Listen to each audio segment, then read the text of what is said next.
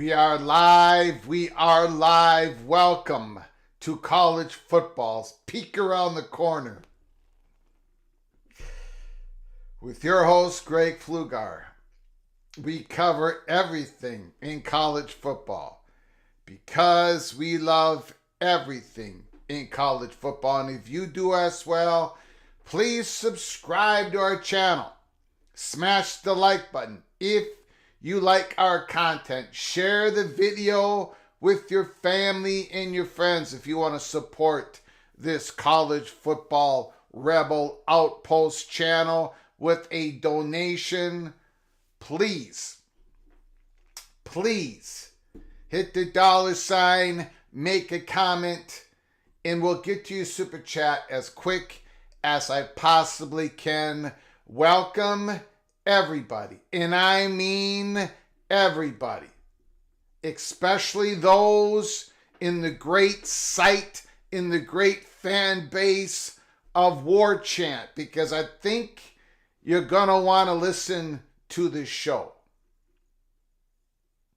Welcome in everybody into the studio that sits on the very corner of Keith Jackson Parkway and Kurt Gowdy Avenue. Do not be afraid. Do not be afraid to be a legend with your comments in the chat room, with your phone calls later in the show. Thank you all for joining us at the beginning of our show. I do appreciate it.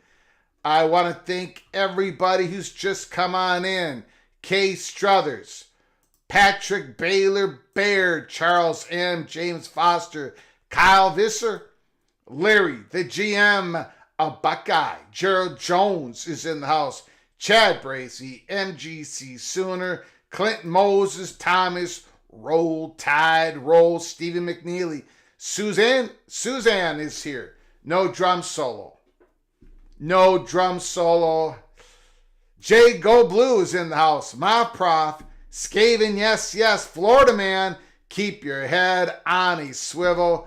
Preston from Greensboro, North Carolina, let's go Heels. Cornelius Green is in the house. Vox Quindaro, Rock Chalk, Flugarians is here. Mr. Seminole himself, Morris Simmons is here. Red Raider Vision, Afternoon PATC Community, David Hackett is in the house. My prof, Flugar needs to debate genetics tonight instead of these presidents. Well, here's the problem. Genetics has hundreds, if not thousands, of people blocked for just asking him simple questions or questioning his delusion. Greg Flugar has nobody blocked. And it's very hard to have a debate when one person is willing to be in front of the screen. You know my face, you know my name, you know the little general, but yet you don't know anything about genetics, do you, War Chant? Cornelius Green is in the house. Coy is in the house. Charlie Atwood is here. Randy Taylor is here. Expedition Greg, Rock and Rant is in the house. Mr. Hurricane, Young Seminole is here. And speaking of Florida State fans, the incredible fan base of the Seminoles, it's big, it's large, it's important, it's valuable, and they have been doing an intervention. It isn't JD, the great Florida State Seminole of the PATC community. He hasn't shared, he has not given me any pics. It's not him. It's not JD. It's other Seminole fans that are trying to do an intervention for other Seminole fans. This is what this is about. It's not a secret disinformation campaign. It's an intervention. It's an absolute intervention from Florida State fans who want nothing else. They want Florida State to be able to leave the conference. They want Florida State to be a member of a different conference. Some of them want Florida State to be a member of the Big Ten. Some of them want them to be a member of the SEC. They just want out. I think they're going to get out. But holy smokes. The unbelievable drivel that is spilling out before us all. People are being led absolutely astray. It's in it, guys, and it's not even. And it's being done by a person who has done this over and over and over and over again. We have shown the 500 receipts. Just because he's telling you something that you want to hear doesn't mean he knows. He doesn't. He knows absolutely nothing. We could do a 6-hour program and everything he has said for the last 8 years. He is trolling you. He's not telling you the truth. I don't care if he's telling you something you want to hear. Everybody is looking for certainty. That is why Florida State went to the courts. They're looking for certainty. They're looking for access to get out on the open market. These court cases aren't just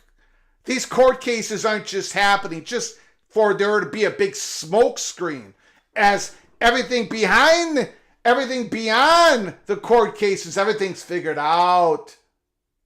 That's not what's going on. This live show right now, I'm gonna say this a few more times. This live show is not for the faint of heart. This particular one. If you want to leave the chat, go ahead. If you want to turn this off, go ahead. I'm not looking for clicks and views. I'm looking to have a good time talking about college football. I'm looking to give you the best peek around the corner that there is in the business, and we've proven that over and over and over and over again. And when I don't know what is going on, when the doors are closed and locked for PATC, when it's too far ahead for us to get a good view because we're just taking a look around, a peek around the corner, I tell you that. And even when we break big news at Peek Around the Corner, which we've done over and over and over again, the smallest detail we get wrong, I give myself the L in front of you, which genetics hasn't done in 8 years. And he's gotten everything wrong. And yet he's leading people astray on War Chant. My goodness. Seminoles Sideline Show with Jeff Cameron and Ira.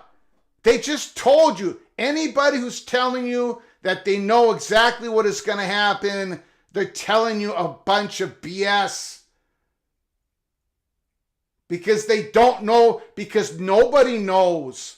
It's impossible to know. I've got so much, man. I've got so much to talk about. The newest theory, or not theory, they're not saying it's a theory. They're not speculating. They're saying this is what's going on.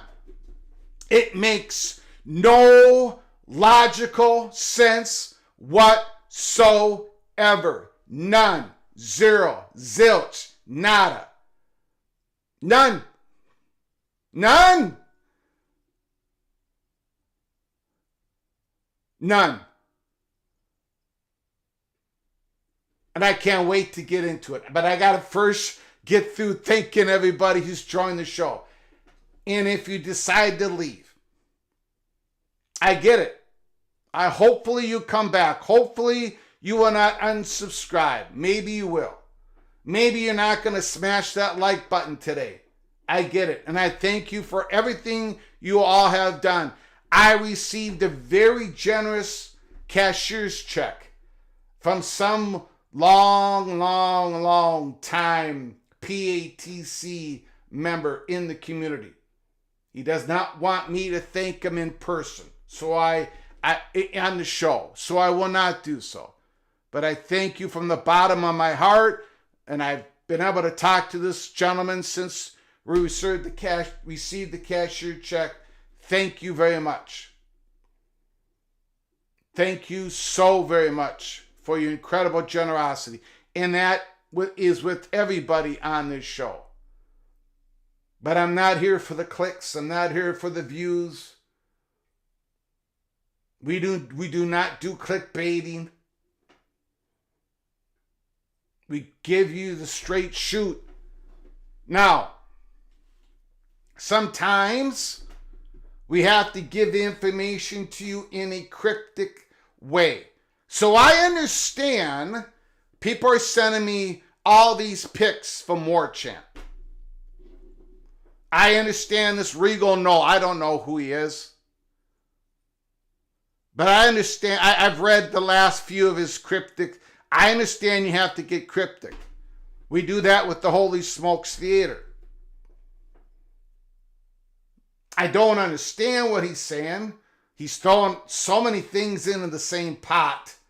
It doesn't make any sense to me whatsoever, but that's just me. But then genetics.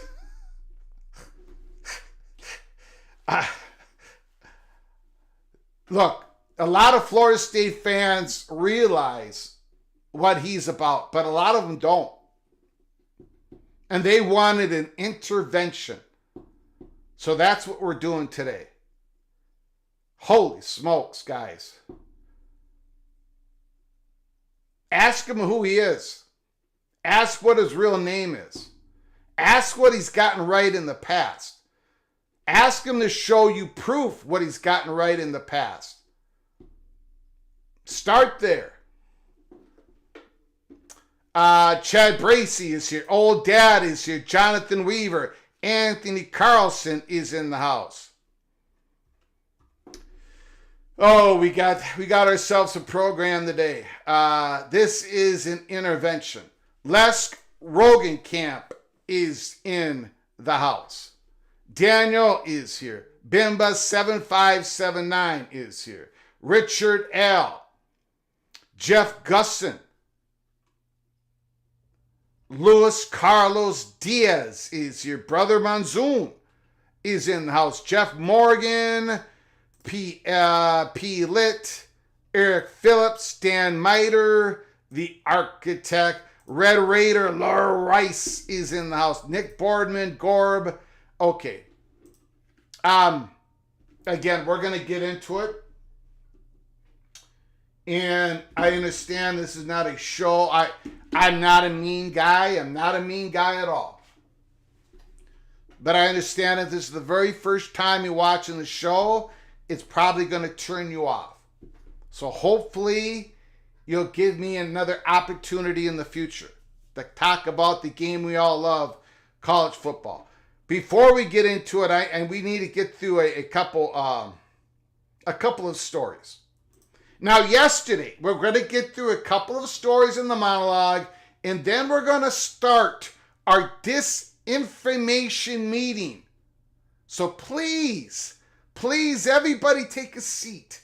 Everybody in the PATC community, take a seat. Remember, I was accused by genetics and his sidekick, the man who graduated from Wolford, who's a consultant, who puts up all the charts. They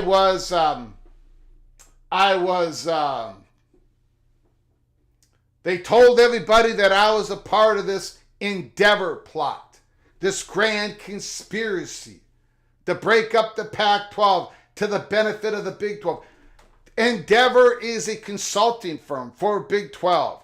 And I was part of the plot, and Brian Etheridge, who does a great job at 365, an unbelievable job reporting, he's part of the plot. John Kurtz, he was part of the plot.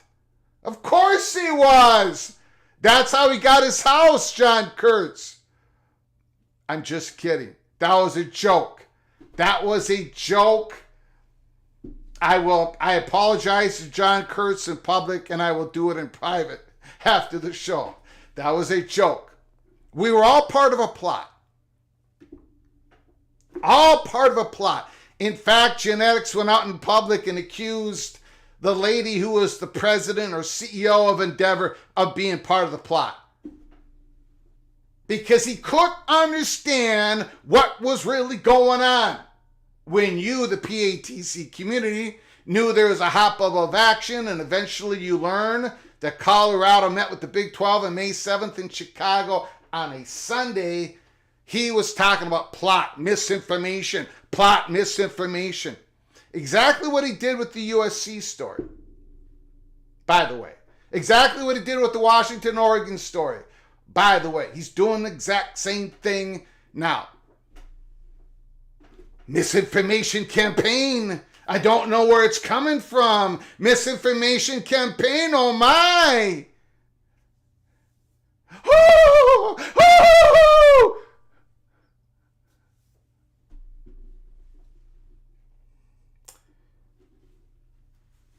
Again, this is an intervention. It's got to be said, man.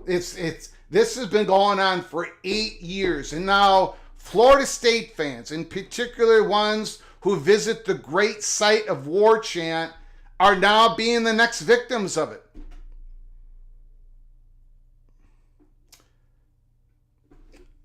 Let's get to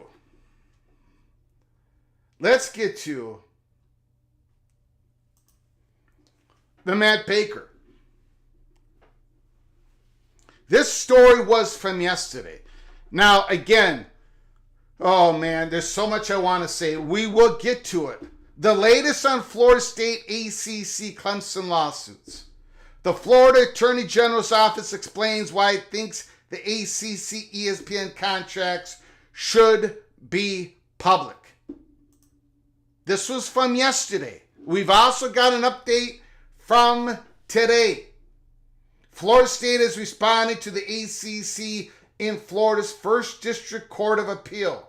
The ACC has argued that previous rulings in Leon County were incorrect, a judicial foul based in part on which side sued the other first.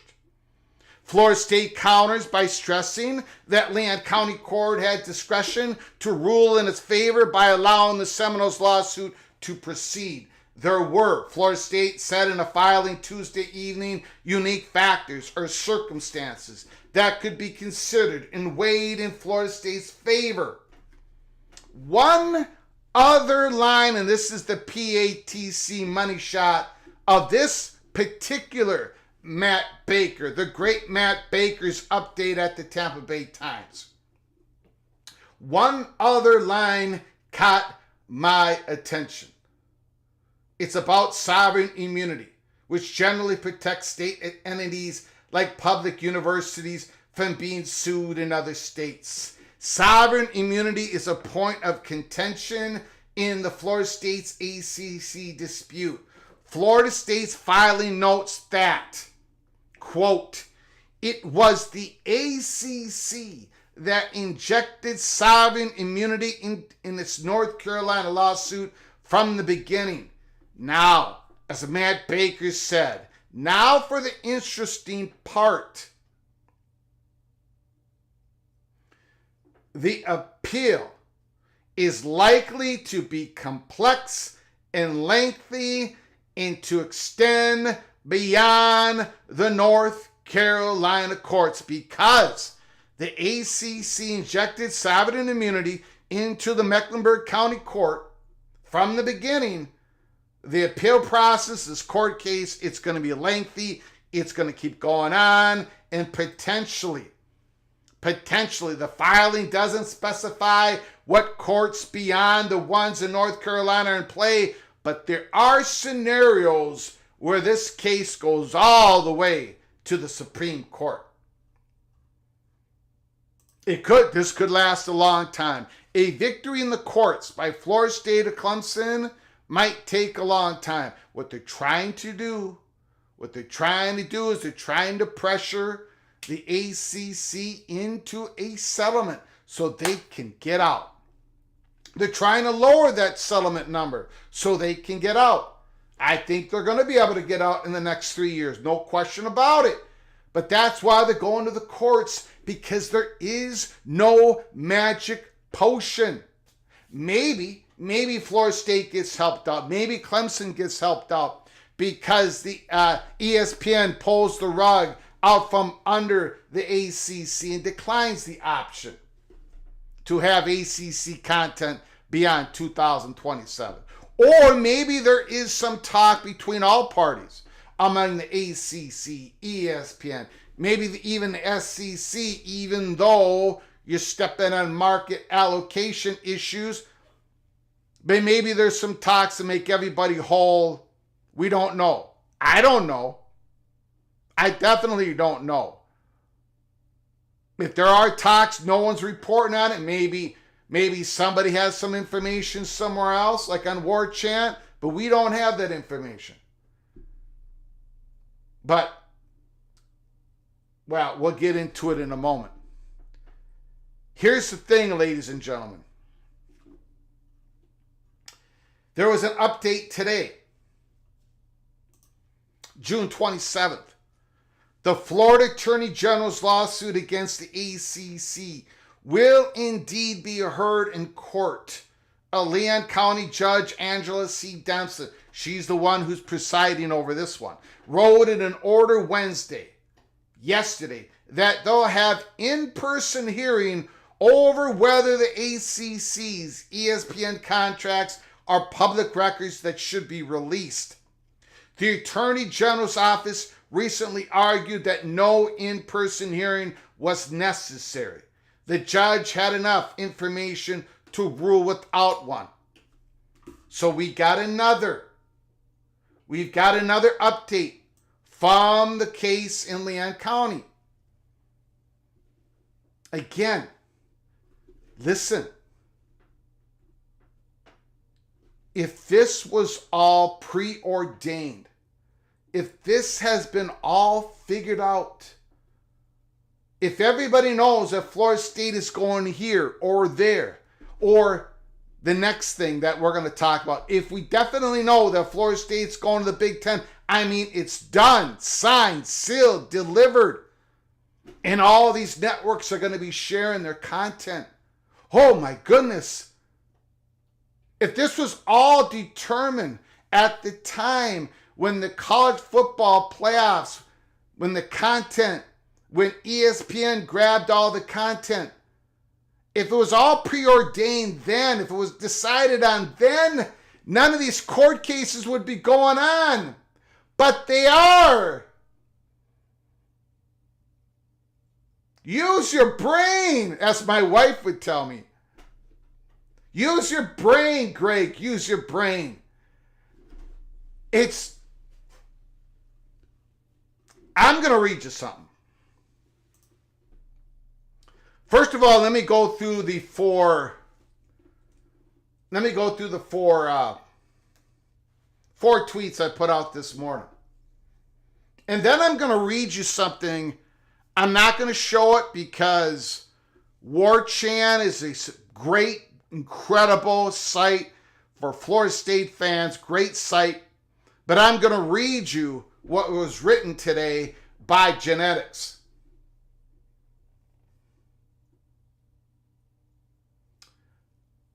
No, Fox did not fail to bid on the college football playoffs, so in return, they received Florida State in the Big Ten. No, Florida State and the Clemson games will not be designated to ESPN if they join the Big Ten. If ESPN is interested in becoming a Big Ten media partner again, they will bid on a package of games when it becomes available. The new thing now look, everybody is looking for certainty. They want it. I get it. I understand it. You know, when the Big 12 was imploding and the conference might not exist anymore, all those Big 12 fan base, they wanted certainty. The Pac-12 fans wanted certainty. Of course, that's your natural direction. You want certainty. And some people out there are trying to feed you, don't worry, this is certain because of A, B, C, and D. And A, B, C, D don't even make sense. Fox did not fail to bid on college football playoff, so in return they received Florida State to the Big Ten. ESPN owns all of the New Year's 6 bowl games. Those are now your quarterfinal games and semifinal games in the next 8 years. This was already in the contracts, the bowl tie-in contracts. Before the college football playoffs bid was even a reality. And Fox did not want to go against potential NFL playoff games. There was no time. Fox didn't say, oh, by the way, ESPN, we're not going to bid against you, but in return, can you flip us, Florida State? That's not what, that's the most illogical thing I've ever heard of in my life, besides the other things that Genetics said today. Where are you getting this? And by the way, let's say it's true. Let's pretend it's true. Let's pretend that this deal was made. Then what are we doing? What's with all the court cases? What is Florida State going after ESPN? Why did ESPN basically call Florida State lawyers felons in their pleadings? Why are other conferences backing up the ACC? Why are other media partners backing up ESPN to keep their trade secrets? Why is all this going on if this has already been predetermined, preordained, all planned, all signed, sealed, and delivered? Because it didn't happen. It makes no logical sense. None. Zero. Just try to ask yourself the question. If this is all done, then what are we doing? Because it's not done. None of it's done. Florida State took the bold steps to go to court to sue the ACC because they want to find out what's going to happen. They want to have freedom to be on the open market. That's all Clemson is asking for. This is not all done. This is not somehow some magic potion where Fox said, ESPN, we're not going to bid against you, but, flip us Florida State, man. Okay, well, done. There's other media partners out there there's other media companies that did not bid on the college football playoffs. What did they get in return? Did they get a Georgia Tech? Did they get a Miami? The reason that they did not bid on it, because ESPN already owned most of it. Logic.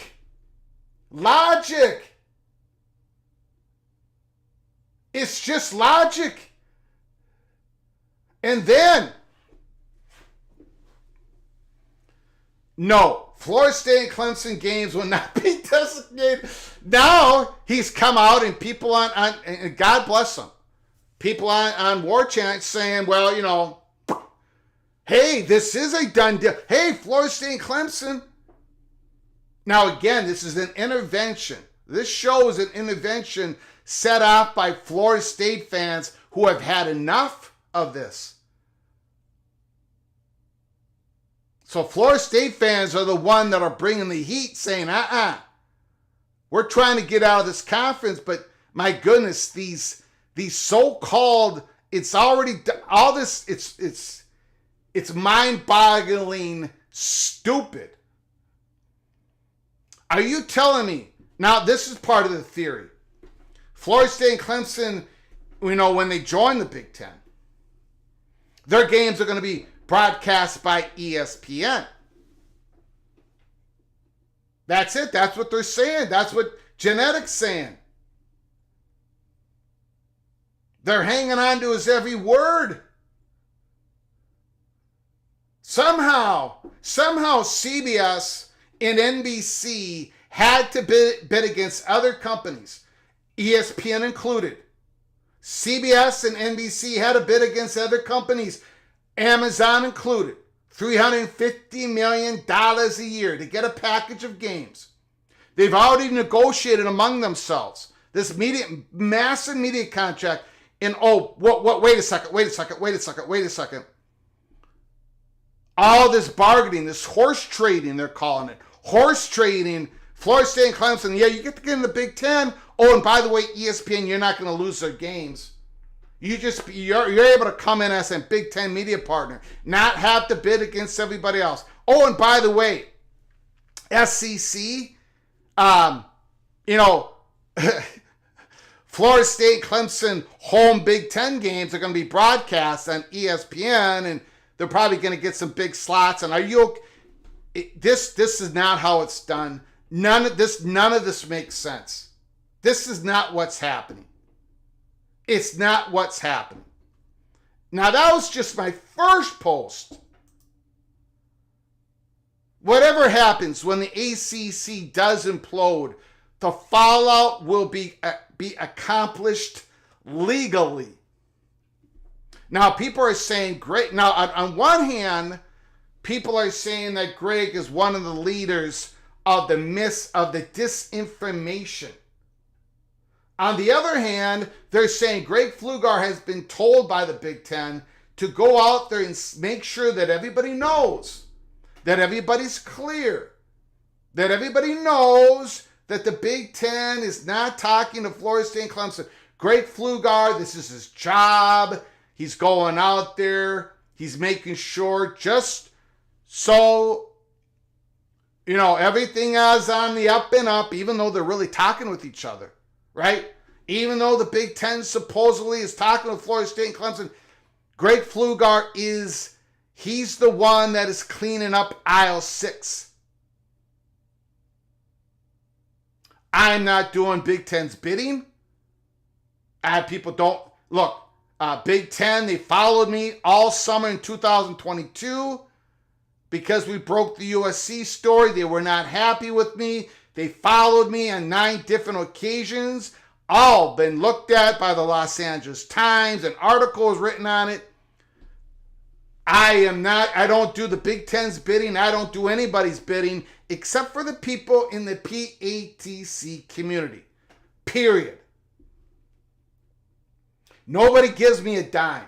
Nobody gives me a dime except for the PATC community. I don't even have any sponsorships on this show. I refuse to have sponsorships on this show. I've been asked. I've said no. So I'm not doing the bidding of the Big Ten. Florida State and Clemson are telling the truth in multiple court proceedings that they are not able to have meaningful conversations with other conferences and potential new media partners at this time.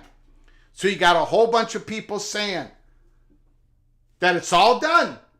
Florida State knows where they're going.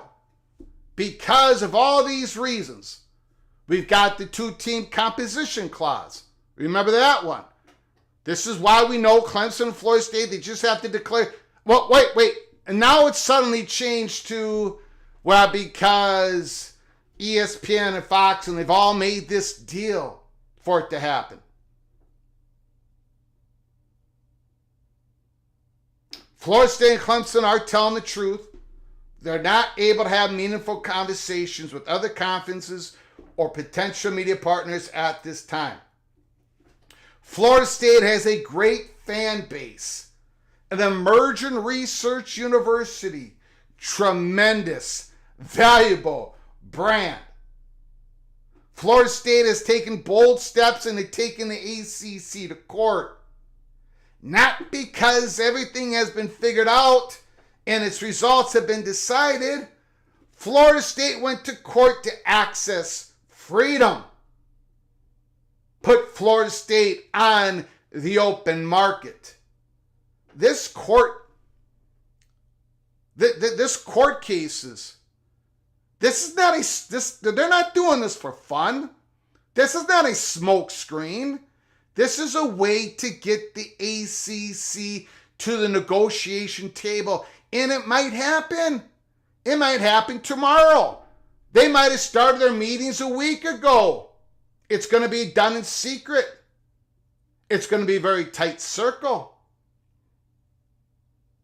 But they're not doing these court cases when it was all settled at the college football playoff when Fox decided not to bid. How hysterically stupid is that? It gets worse. It gets worse.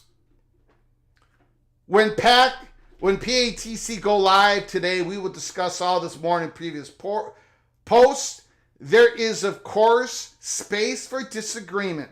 You can disagree with Peek around the corner. You can disagree. You will not get hung up. You will not get blocked. And I will treat you the same respect and class as those that agree with me. But the space doesn't equal disinformation campaign. Don't let the same ignoramus that proclaimed the ridiculous Endeavor plot have you on the hook again.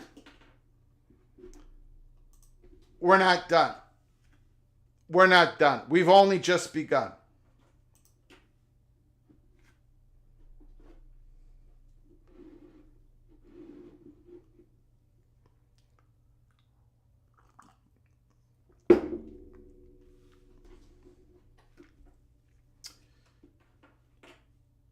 I'm going to read you.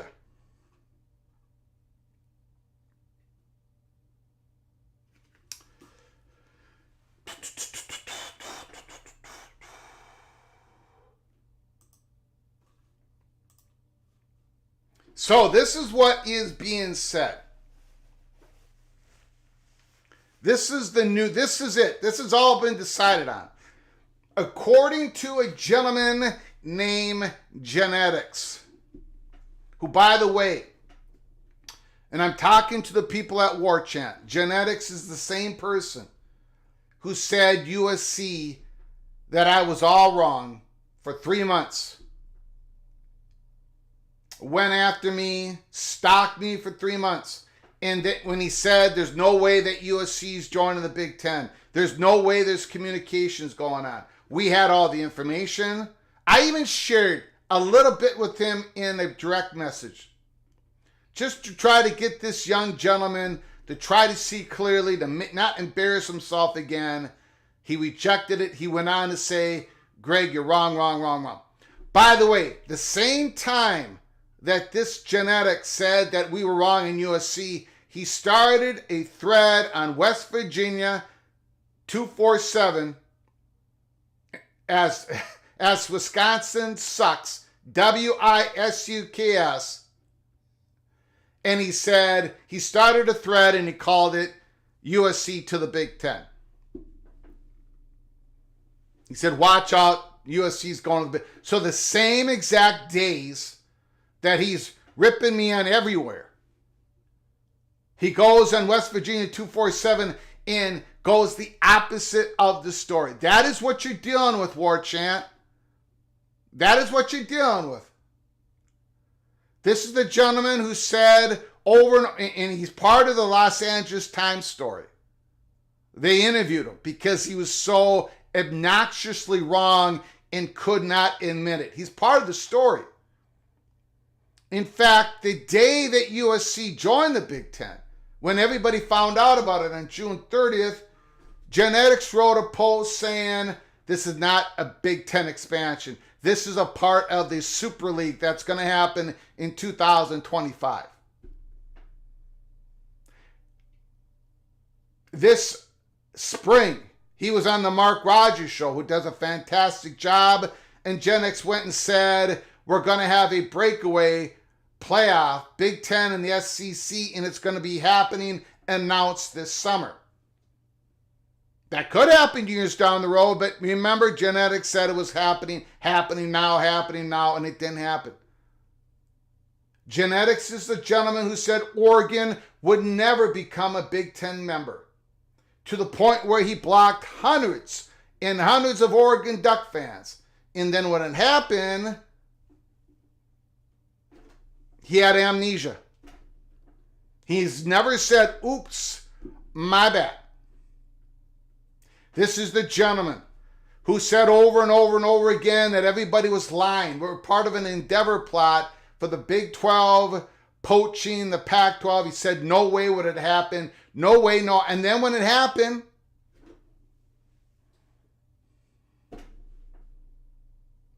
he told me in 2017 over and over and over and over again that Florida State was joining the Big Ten in 2017. I'm sorry, he told me this in 2016. I just put out the post a couple days ago. I don't care if genetics is wrong in everything he absolutely has said. We all are going to be wrong. But he's never told anybody, he's never said, my bad. Not at once. Now, every single genetics, every single angle he takes is an anti-Big 12. Why is that? Because he's a Cornhusker fan. Cornhusker fans have, most of them, 90% of them have said, oh, we got no problem with the Big 12. We used to be, we're glad we left, whatever. But they don't have this overriding need to constantly, with every angle they take, to poke at the Big 12. They're over it. This guy, he's never over anything. Now, this is what genetics is feeding the war chant, in the incredible war chant community. Venue sports, this is him writing this today. This is his big update. I'm not going to show it to you. I've got too much respect. I'm not going to show it. I'm going to read it. And if you think go check with many, many war chant members and they'll tell you what I'm saying is absolutely true. This is genetics. This is a big update. He's finally figured it all out. Venue sports and college football playoff plus G5 and P4 splintering plus conference realignment, they are all related. Venue sports is 1/3 owned by ESPN, Fox Sports, and Warner Brothers Discovery. The college football playoff contract after these next 2 years is Big Ten and SEC controlled. As we all know, the Big Ten is a partner with Fox Sports and ESPN is a partner with the SEC. When everyone makes 33% of the profit, you get much further working together to maximize everyone's 33% as opposed to fighting.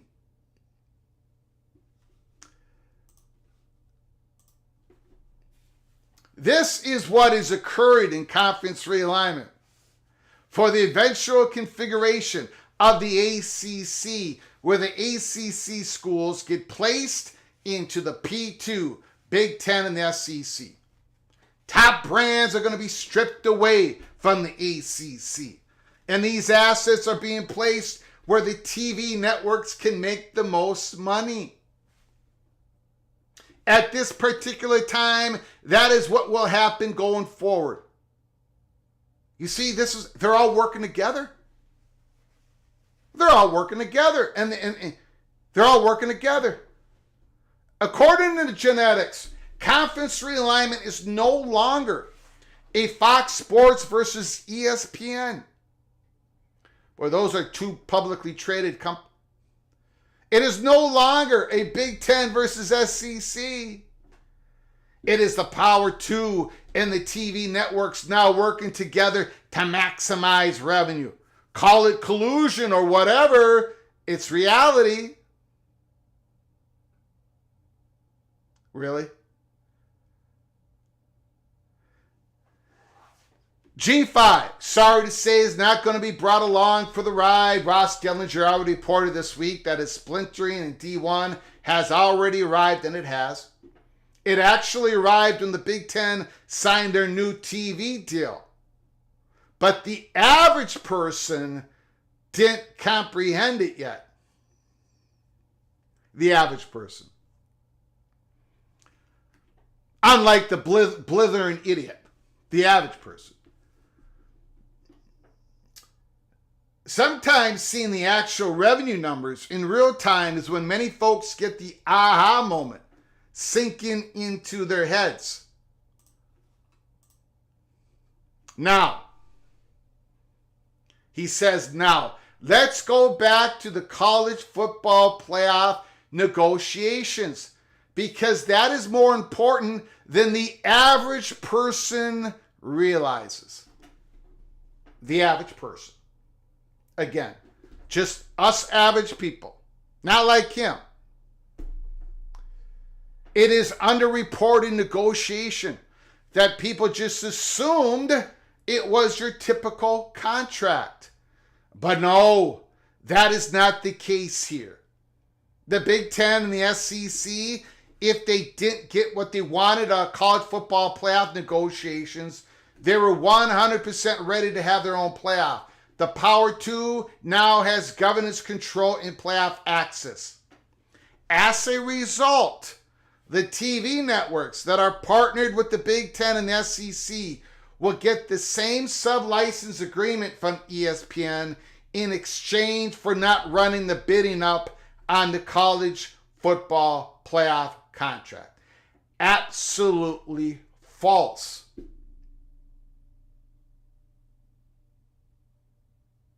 It's not. It is absolutely, unbelievably false. As a result, the TV networks that are partnered with the Big Ten and the SEC will get the same sub-license agreement from ESPN in exchange for not running the bidding up on the college football playoff contract. There are a lot of media companies that did not bid on the playoff contract because ESPN already owned most of it. This is what he said. This was all predetermined before the college football playoff negotiations. Again, he says, moving forward for conference realignment, what happens from now on will be those three TV networks: ESPN, Fox, TNT, because they're sharing the cost of the same streaming platform. This is where he's going with it. For conference realignment, what happens from now on will be those three TV networks attempting to align every school wherever they generate as much profit for everyone involved as possible. Whether that means Big Ten, SEC, ESPN, Fox, or TNT, wherever the assets can make the most money at the particular time is what will happen going forward.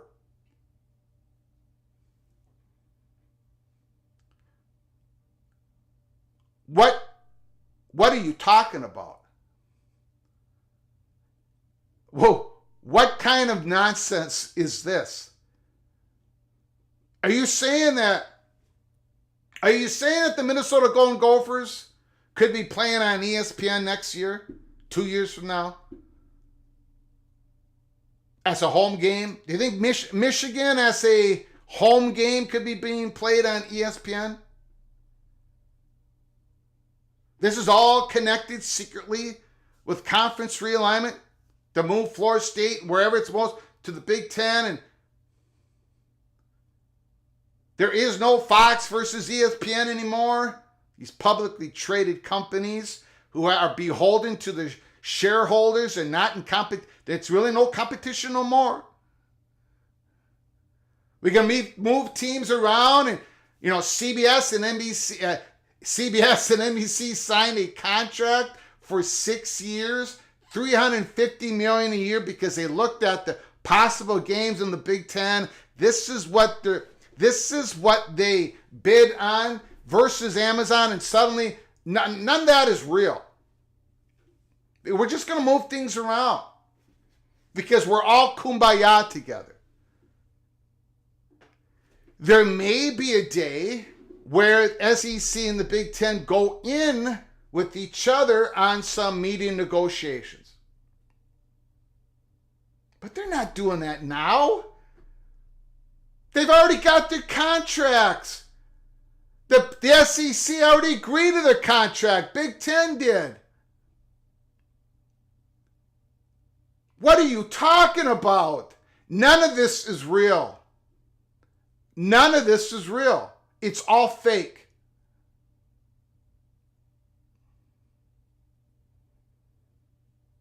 It's all fake. And again, you're going to have to explain to me a couple things. We're going to get to your phone calls. We're going to get to your messages. You're going to have to explain a couple things to me.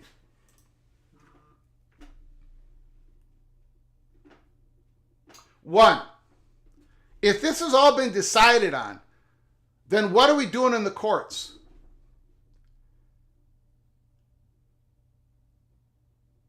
If this has all been decided on, if this was all preordained, if everybody's kumbaya together, why is Florida State and Clemson saying what they're saying in the courts?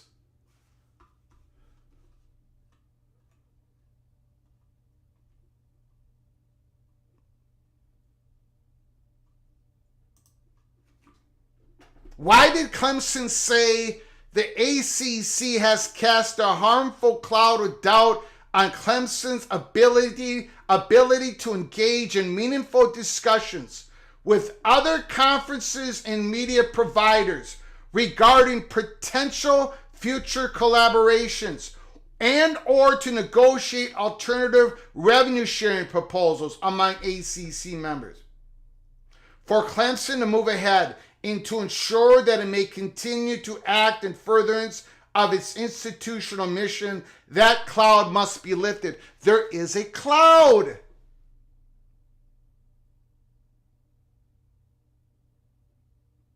There's a cloud. There's a cloud over Clemson. They've admitted it. There's a cloud over. They want to know. They want certainty. And to get that, they had to go to the courts. And the ACC, by the way, the ACC has sued them. The other schools in the conference gave them the okay to sue them. None of this would be going on if this was all settled. This was settled when this was all set. Great. You don't know. You don't know Cloak and Dagger. I don't. Greg, you don't know that this was all done in the college football playoff when nobody bid against ESPN. There were other reasons for that, not this made-up conspiracy BS. Greg, you don't know. Greg, this is all done. This is all done. There is going to be a day that it is all done. There's going to be a day where we all wake up and there's a settlement at hand. And then there's going to be really juicy stories on what Florida State going to be able to do, what Clemson's going to be able to do, what the Big Ten's going to be able to do, what the SEC. There's going to be juicy stories. It's going to be dramatic. It's going to be great. I don't know what the number is going to be in the settlement. Maybe Clemson wins a victory in Pickens County. We don't know. That's the point. We don't know. But there are people out there that are selling you uncertainty. This is not the USC story, where we knew that the Big Ten was talking to USC when the rest of the country did not know. We knew it because we were given the information, and we got documentation, and we've given it to media companies, and now they know it. And the Big Ten legal counsel gave Kevin Warren the permission to talk to USC. The story ain't that. This story is not about when Colorado met with the Big 12 in Chicago on May 7th on a Sunday. When we all knew that we knew that on July 1st, 2024, their Gore was going to finish. The grant of rights was going to finish with August 1st, whatever. Where everybody had the legal freedom and space to meet first party talks. Every single time that these commissioners are holding possible realignment talks with their presidents, do you know who's sitting next to the commissioner? It's the right-hand man or the right-hand woman. It's the head of the legal department.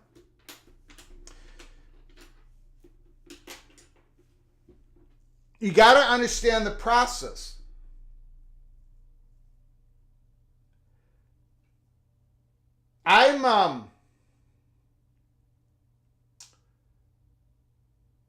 Florida State is a great brand, an emerging research university. They're looking for certainty. They don't have it yet. They don't have it yet. They're working for it. They're fighting for it. They want to know it. They want to see it. Same with Clemson. And by the way, a couple other schools in the ACC want Florida State and Clemson to find out as well. This is not all this ain't all preordained. This isn't done. It's not done. Florida State is not lying in their pleadings. Clemson is not lying in their pleadings. They know they want to have serious talks. There is no offer to the genetics. Genetics, now I'm talking to you. I'm not talking to the war chant people. I'm talking to you. You have said multiple times that Florida State has an offer right now on the table to join the Big Ten. Pull that back. You know that's not true. And if you don't know that's not true, then you should not be in a Florida State message board. You know, well, I shouldn't say you know better, because there's been no evidence that you do know better. Anyways, we're going to get to your comments. We're going to get to your phone calls. I do want to say one thing. First of all, Michigan State and Notre Dame, the rivalry. The Megaphone Trophy is back. 2026 in South Bend. 2027 in East Lansing. Michigan State and Notre Dame. The rivalry is anew. Holy smokes. And then EA Sports College Football 25. The top 10 offenses. Holy smokes. Georgia, number 1. Oregon, number 2. Alabama, number 3. Texas, number 4. Ohio State, number 5. LSU, number 6. Miami, 7. Colorado, 8. Missouri, 9. Clemson, 10. Well, you know, these EA Sports, you know, they have to project. They have to do some projecting. And this is the rest of the top 25 when it comes to the EA Sports offense, overall offense. Utah, Penn State, Ole Miss, Kansas, Jayhawks, Arizona, the Wolfpack, Notre Dame, Texas A&M, Memphis. Memphis is 19 at quarterback. SMU 20. UCF, I love that UCF running game. They're going to run you over. Number 21. Florida State, number 22. The Sooners, number 23. Virginia Tech, that quarterback, drones. Look out, 24. Lincoln Riley, 25. Look at the defense. I have problems with this. I was 13.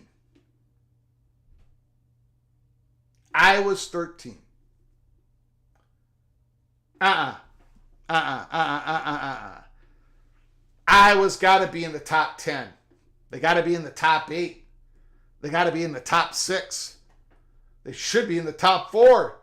What are we talking about here? Jack Higgins, Sebastian Castro. What are we talking about here? You got to remember, Iowa's defense has been spectacular. At the same time, their offense has been horrific. That's more pressure on the defense. That's shorter fields on the defense. But they still have been absolutely spectacular. Iowa 13. In EA Sports, I got to say, EA Sports has Colorado's defense and offense in the top 20. So EA Sports must think that Colorado is going to be a 9-win type of season. That is interesting. We'll see what happens there. And then you got North Carolina, number 23 on defense. Anyways, it's just a video game. It's just a video game. Jeff Olson, the evil Badger. Wisconsin, number 15. We'll see. We'll see. Okay, let's open up the phone lines. Let me have it. Talk about EA Sports. Talk about whatever you want to talk about. Anthony Carlson. Honestly, I'm just waiting to play college football 25. In 3.5 weeks, give me road to glory any day. Thank you for the super chat, Anthony Carlson. I do appreciate your generosity once again. Holy smokes. Thank you so very much, Anthony Carlson. Eric Ruby. Does Little General know you're turning down ad money? Well, let's say this. Yes. We've gotten a lot of, there has been a lot of gambling companies that want to, and it's because of you guys, because on these live shows, you guys all come and join us and we talk college football, and we get a lot of viewership for the size of our YouTube channel and how long we haven't even been on for 2 years. So because of you guys, we get, we do get up, but Greg the Cooler is going to turn those gambling things down. And there's been a few others that did not fit our show. So I appreciate Eric Ruby. The Little General does know, and she does approve of my decision making, even though she is the Little General. Thank you, Eric Ruby, for the super chat. Kerry Gold Nose Seminole. I'm just ready to spot the damn ball. August 24th in Dublin, Ireland. Florida State versus Georgia Tech. What is the line of that game? Still about 13? Somebody let me know. Is that line moved up or down? I think it was 13. Kerry Golnose, thank you so much. Haynes King versus DJ Ungo Ungale. Gonna be fun. It's gonna be fun. We're gonna be doing a watch party on August 24th. I think it's 8 o'clock Eastern time, 9 o'clock Eastern time in the morning. We're going to be on. We're going to be doing a watch party. You're absolutely right, Carrie. Just spot the damn ball. Thank you so much. Thank you guys for your super chat. I do appreciate it.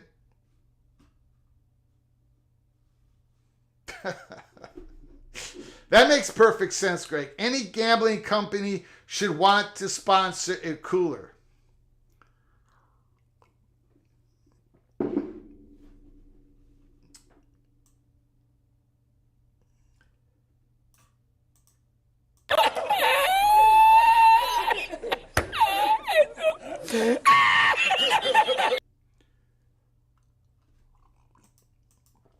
Terry King, any cheese company offer you, Greg?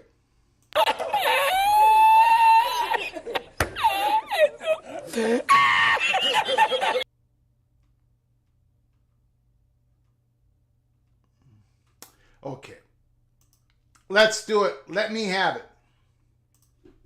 Phone number is 763 260 1333 763 260 1333. Give me a call here at Peek Around the Corner. Let me know how wrong I got it. Let me know what you agreed with with EA Sports. Let me know. Give me a call. Talk about. Look, we're all ready for the ball to be spotted. Let me know what first of all, your first game of the season. Talk about it. Who are you playing? What are you most nervous about? What are you most excited to see?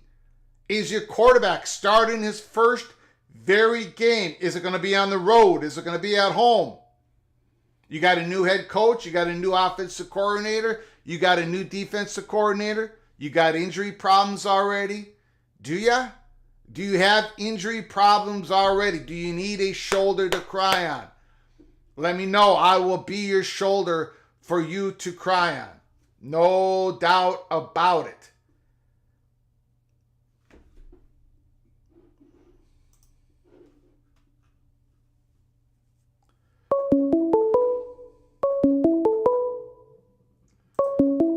be doing a watch party, Peelet. Be doing a watch party. Call from John Grove. John Grove is on the line. Mr. Wildcat, the floor is yours. Greg, is this the first time this might be the first time I've been the first caller. This might be groundbreaking. This might be groundbreaking, historically groundbreaking. Yeah, I thought I could have came up with a word that rhymes with groundbreaking. I don't know. It's been a long day. Yes. Wait. So what were the questions you were asking again? Well, so Kansas State. Who do you open the season with? I do not remember. It's Tulane? an FCS school. UT Martin. FCS Okay, game. and then you're at your Tulane September 7th, right? Yep, at Tulane, and then Arizona in week 3, which is technically a non-conference game. Yeah, and that Arizona game, that's on a Friday, right? Yep, Friday the 13th. That's when crazy things can get really haywire. Yeah. So what do you? Let's then skip that first game at Tulane, right? At Tulane on the road, second game, and that's look. Tulane they're going to be one of the contenders, right, for G5, be the top-ranked G5 champion. That's going to be a big game for them at home against Kansas State. Is Avery Johnson going to be ready? Is Dylan Edwards going to be, is he going to be all ready in that offense to catch some passes out of the backfield? You got DJ Giddens. So what do you think about that second game against Tulane? Well, I think quite simply, Greg, K-State has something to prove against Tulane. And especially when you look back at the last time these two teams played, K-State lost to Tulane 17-10 in Manhattan, but a few things have changed then. I mean, they beat Southern California, but Willie Fritz, he's left to coach for Houston. Sure. And as for Tulane, K-State will definitely see some new wrinkles from John Summerall. I believe he came from Troy as well. We did play against Summerall and Troy last year. We won in Manhattan. But really the pressure will be on Avery Johnson. He'll get an early test of playing in a road, hostile environment. Well, I mean, maybe in terms of a group of 5, because Tulane Stadium isn't as big, like around 20,000. I think Johnson and the Wildcats will need to bring their A game. They need to open up the playbook, especially starting against Tulane. All right, I mean, against UT Martin, you don't need to open up a whole lot of things, but I mean, it's gonna be a pretty tough matchup. I think John Summerall will have his team ready to go for Troy,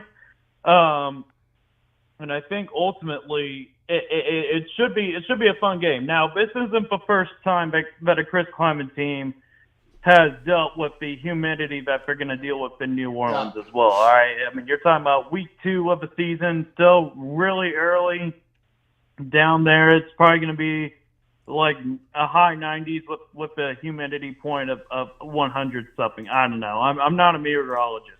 But what I can tell you is that it's not the first time that Chris Kleiman has let a team down to the humidity areas of the Gulf, like the Louisiana, Mississippi area.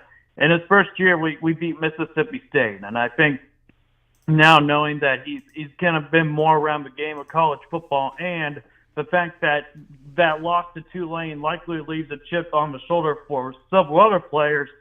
I think this is going to be a game where K-State is going to come out guns blazing early on. I'm expecting a very good rushing attack from DJ Giddens and Dylan Edwards and Avery Johnson. I think he wants to be more of a.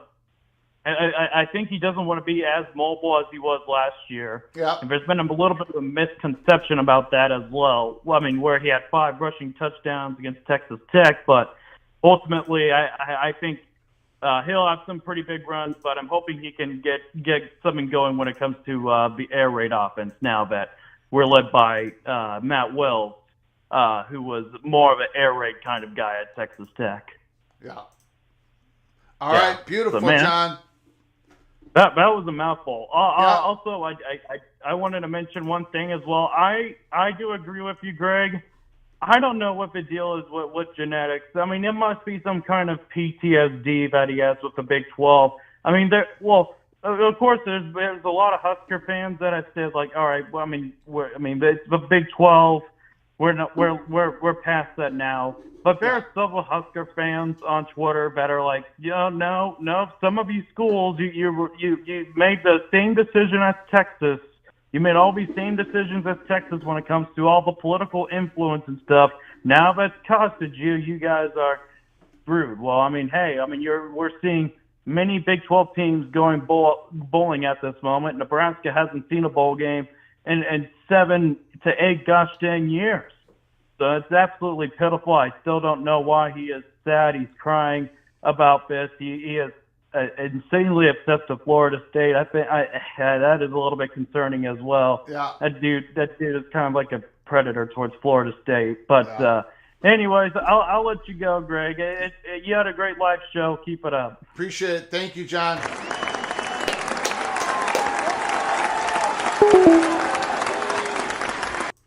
I do see here we got a Dennis Dodd post.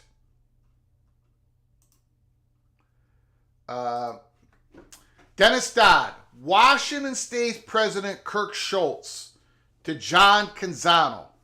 By the end of the football season, whatever is going to happen in the ACC is going to happen. I think being flexible gives us the opportunity to look at what we might be doing on the West Coast. So I think with this, with Washington State and Oregon State trying to build that G5 conference, they're looking at the ACC implosion just like the rest of us. Kirk Schultz believes it's going to happen by the end of the football season, and he could absolutely be correct. Shoot, a settlement could happen tomorrow. Could happen 3 weeks from now. Could happen 3 months from now. That circle, if people are working on that, if people are working on some negotiations for a settlement, it's going to be a very tight circle.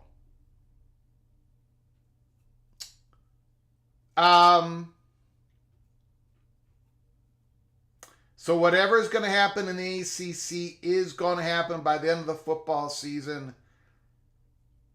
I think being flexible gives us the opportunity to look at. So they might not want to, they might want to hold off on decisions on the creation of that conference until they find out what happens with the ACC. And they're hoping and they're thinking, at least Kirk Schultz, that it's going to happen before the end of the season, and he could be absolutely correct. Call from Ryan Thomas. To accept. Mr. Ryan Thomas, the floor is yours. Thanks for calling, sir. Hey, just for everyone to know, genetics is the type of person that would take a beautiful porterhouse steak and cook it well done and then drench it in Velveeta cheese. That's the type of person genetics is. So, be aware.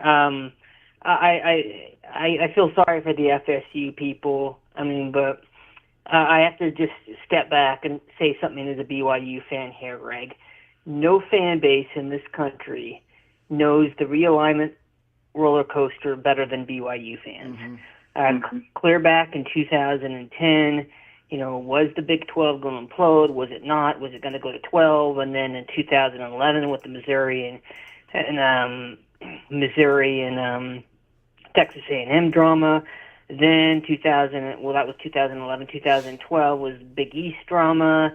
And then 2016 was that whole dog and pony show that the Big 12 did to try to get money and got paid not to expand. And then 2021. So I've seen people on Twitter, I've seen people left and right, I've seen the NDHers, the dudes of West Virginia, the Flug Empires. I know it's you, Greg, but I've seen all the cast of characters in realignment, and it's just my advice to Florida State fans is even the insiders hear things. There are things that can be heard.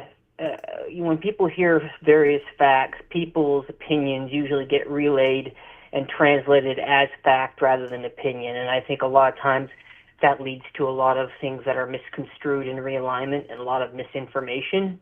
A lot of people, when they, even money purchase or, witnesses will hear something and they'll mix their opinions and their interpretation of it and they'll pass that off as fact, and people can get, the story can get pear-shaped real quick. And so, I mean, my advice to FSU fans is your school is doing what it needs to do to put itself in the very best position it is, and it will happen when it will happen, and however it happens, FSU is going to be fine.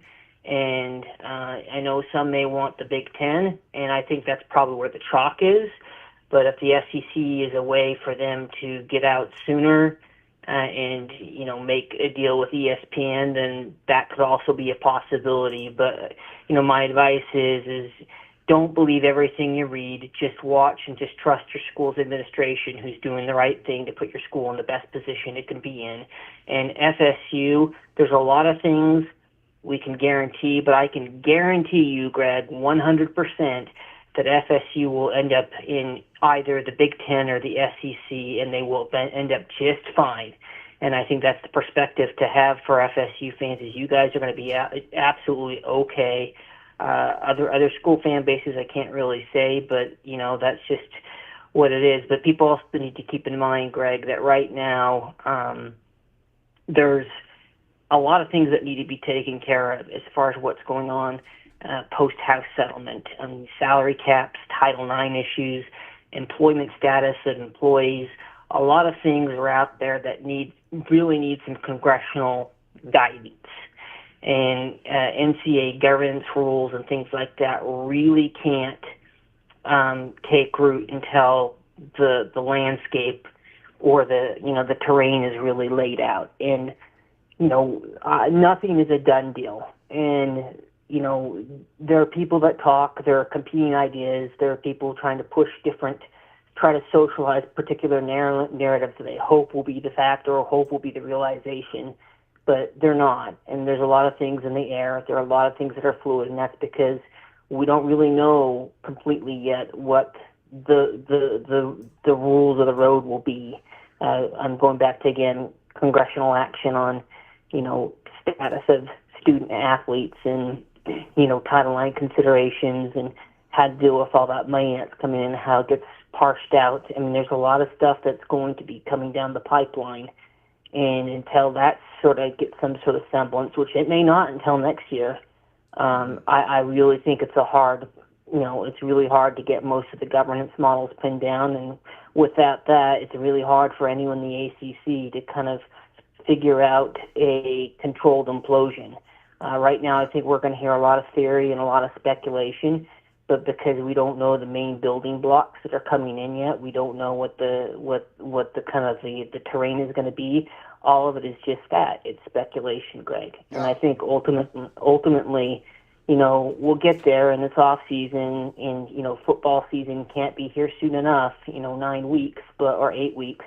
Yep. But I mean, it's just the thing is Greg's just trying to kind of give you guys a dose of reality, and sometimes nothing's a locked deal. There aren't grand conspiracies here. There aren't people that have some master plan. What we really have is we have several players that each have different ideas, different agendas. Some of them are more forward-thinking than others. Some are still in denial. Some are barely coming to grips with it. But we've got a lot of moving pieces here, Greg, and a lot of different people who are trying to comprehend what the puzzle is, who are trying to figure out what the program is on the PATC theater, and trying to understand it, and it'll come. But all I can say is just be patient, folks, and just remember that nobody here. If anyone seems to know some master plan, those are the number one crooks to deceive you, and don't put the Velveeta cheese on your steak. Thank you, Got Greg. it. Beautiful. Thank you, sir. Ryan Thomas.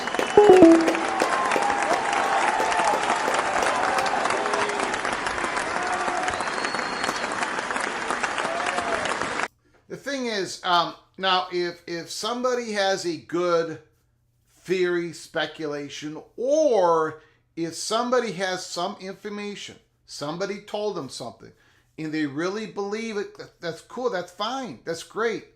And then they say, and they go, and I think, and they think they have, it, look, like, I'll give you an example. This composition clause, right?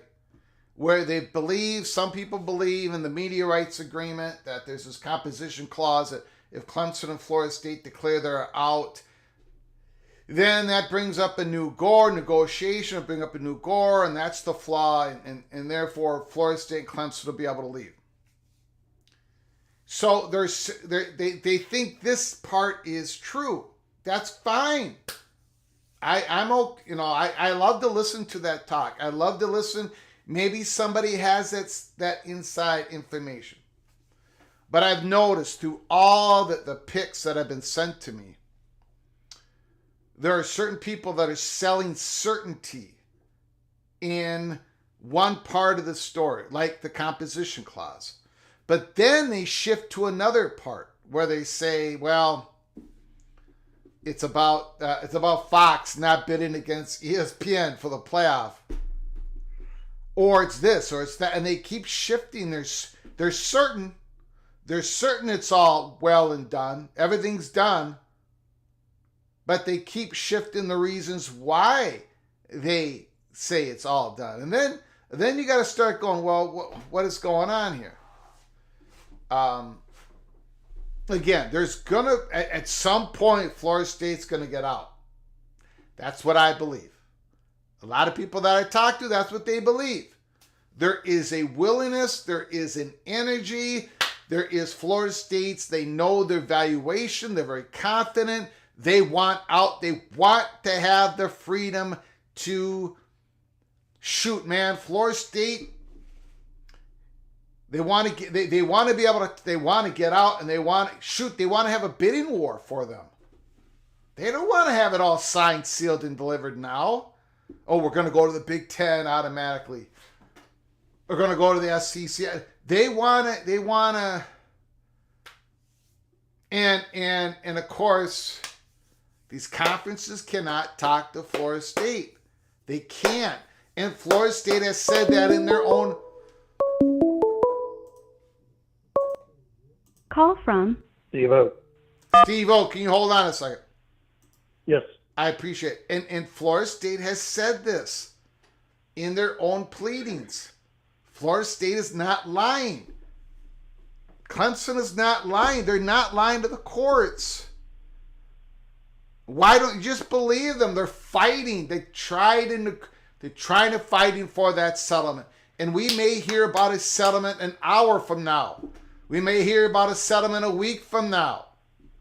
But the settlement has come at the pressure of Clemson and Florida State battling in the courts to threaten to open up the ESPN media rights agreement.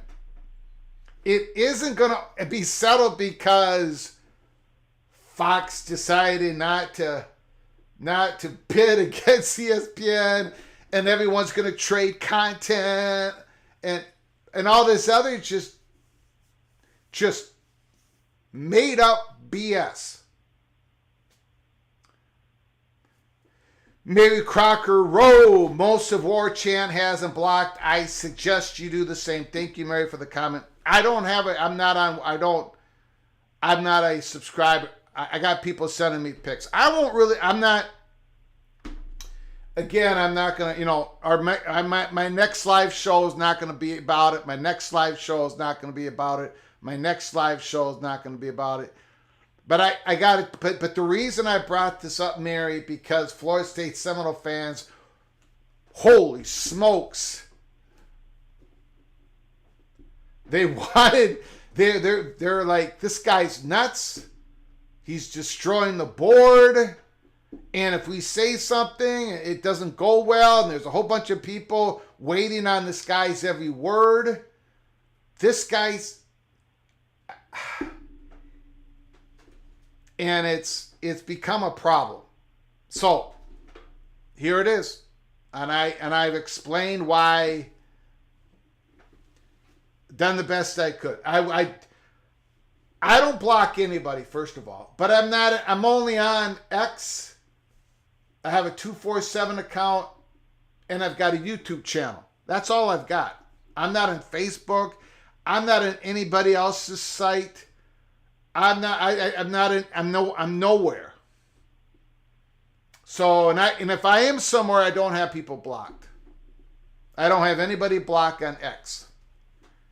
But thank you, Mary. I do appreciate your comment. Okay, Steve O, thank you for your patience. The floor is yours. Hey, Greg, about 10, 11 days ago, I called in and I said that, well, most everybody was saying Notre Dame was going to wait and see what happened before they decided. And I said I thought they'd be aggressive. And next day you said the news was that they were going to be asked first. Do you think Notre Dame knows what they want to do? Are they still up in the air? I think they don't want to join the Big Ten. I don't think they. I think they don't want to join the Big Ten. They want to keep their independence, and I think. But if there's a settlement there with Florida State and Clemson, and they see the ACC is crumbling, there's going to definitely be a reevaluation, right? And at that time, the Big Ten's going to try to evaluate what Notre Dame's evaluating. You know what I'm saying, Steve-O? There is one, Steve-O, there is one particular report that I think we've all, at least I have, I've underrated the report. When Notre Dame, when there was this big pull and push when it comes to the college football playoff negotiations, and Big Ten and SEC were threatening, well, if we don't have it our way, we're going to go and break off now. And I think that was almost impossible for that to happen because of all this legal stuff that's going on. But anyways, there was a report from Ross Dellinger that Notre Dame, Big Ten, and the SEC got together and talked about a potential future breakaway, even though it never got to that point. So, and if there is a breakaway, 6 years down the road, I mean, Notre Dame's not going to be an independent program then. So Notre Dame has at least had open discussions about maybe not being an independent program anymore in the future. I mean, that reality is staring them in the face. But exactly what they want to do, I think they want to keep their independence as long as possible. But we'll see what happens here. But go ahead. But if Clemson, Florida State, North Carolina are gone, would Notre Dame stay with what's left? I think it would be very difficult for them. I think it would be very difficult. So the momentum, I guess that's a good enough word for this, is that they got to reevaluate because they could go pretty bad for them. Yeah, and that is why, one of the reasons why I was told to rip down the odds on who's going where, because if there's too much unknown, if whatever that settlement number is, if there's a few teams that look like they're going to be able to get out and start talking with the Big Ten, the SEC, then Notre Dame comes into the picture, and that changes all the equations. So I cannot have the odds up there anymore. That's one of the reasons, not the only reason. There's stuff I can't talk about. But yes, Notre Dame becomes part of this story once we reach a settlement. Can the Big 12 use private equity money to help schools get out of the ACC? I think it's a possibility. I think it's a small possibility. But again, private capital, private equity, whatever you want to call it. None of it. It hasn't gone into the college football, college sports space yet. So, man, it is so difficult to know. I mean, we can all speculate on it. It's all free game, speculating. But I don't know exactly what the Big 12 is going to use the money for. They've got different options. Maybe one of those options is to buy teams to bring them on in. We've talked about it. It's in some ways it makes sense. Overall I would have to bet against it, but I wouldn't rule it out. Well, I guess you could call it semantics, but did the Big Ten give a loan to Maryland and then didn't require them to pay it back? Yeah. Is that true? Yeah, they've done a lot of that. They've done that with Maryland. They've done that with Rutgers. They're doing it with Washington. They're doing it with Oregon. There is some. In fact, Fox is doing the same thing. You go ahead and Google it. Fox is giving a little bit of money to Washington. They're all doing it in-house. The Big Ten has $255 million cash on hand. That's been reported. That was recent. That was about a month ago. So Big Ten has money to invest. So there's nothing stopping, say, the Big 12 from giving a big loan to schools to get out of the ACC, or they front pay it themselves and then next week they give them the loan. No, other than it might not even be a loan. It's just they're just. Well, I think they're just going to. But they're going to say, "Oh, Big 12 bought these guys out of the ACC," and I don't think Yormark wants that being said. That's why I'm just in quotes using the word loan. Yeah, I think I'm not. I haven't heard anything. No one has talked to me about it, so it's just speculation. I would bet against all of that, but I'm not going to shut the door on it because I don't know. Yormark, man, he's going to do something that's unprecedented, so that might be it. I don't know. Well, I'm trying to look at this from a business standpoint rather than just emotional. Sure. And, they talk about these schools. I know Wild you loves this, but talking about paying them 0.5% or 3/4. What's to stop a conference from giving Clemson or Florida State 1.25%? I mean, paying them extra above and beyond everybody else in the conference till the next TV contract. Is there anything that would stop that? No. If the schools agree to that within the conference, and if there's money to do it, no, there's nothing stopping anybody from doing that. Okay. So just in theory, the Big 12 could offer Clemson and Florida State 1.25% payment. Or 1.5%. And it could go through. Yeah. Okay. And don't you think that Florida State and Clemson would want a little bit of a bidding war for their value and their brand?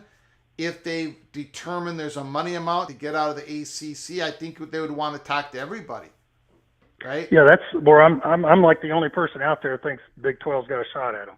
Yeah. So I know I'm very much in the minority, but I would not cancel. I would not say it's impossible. Yeah. Okay, Greg, I appreciate you. You got it. Appreciate it. Thanks for the call.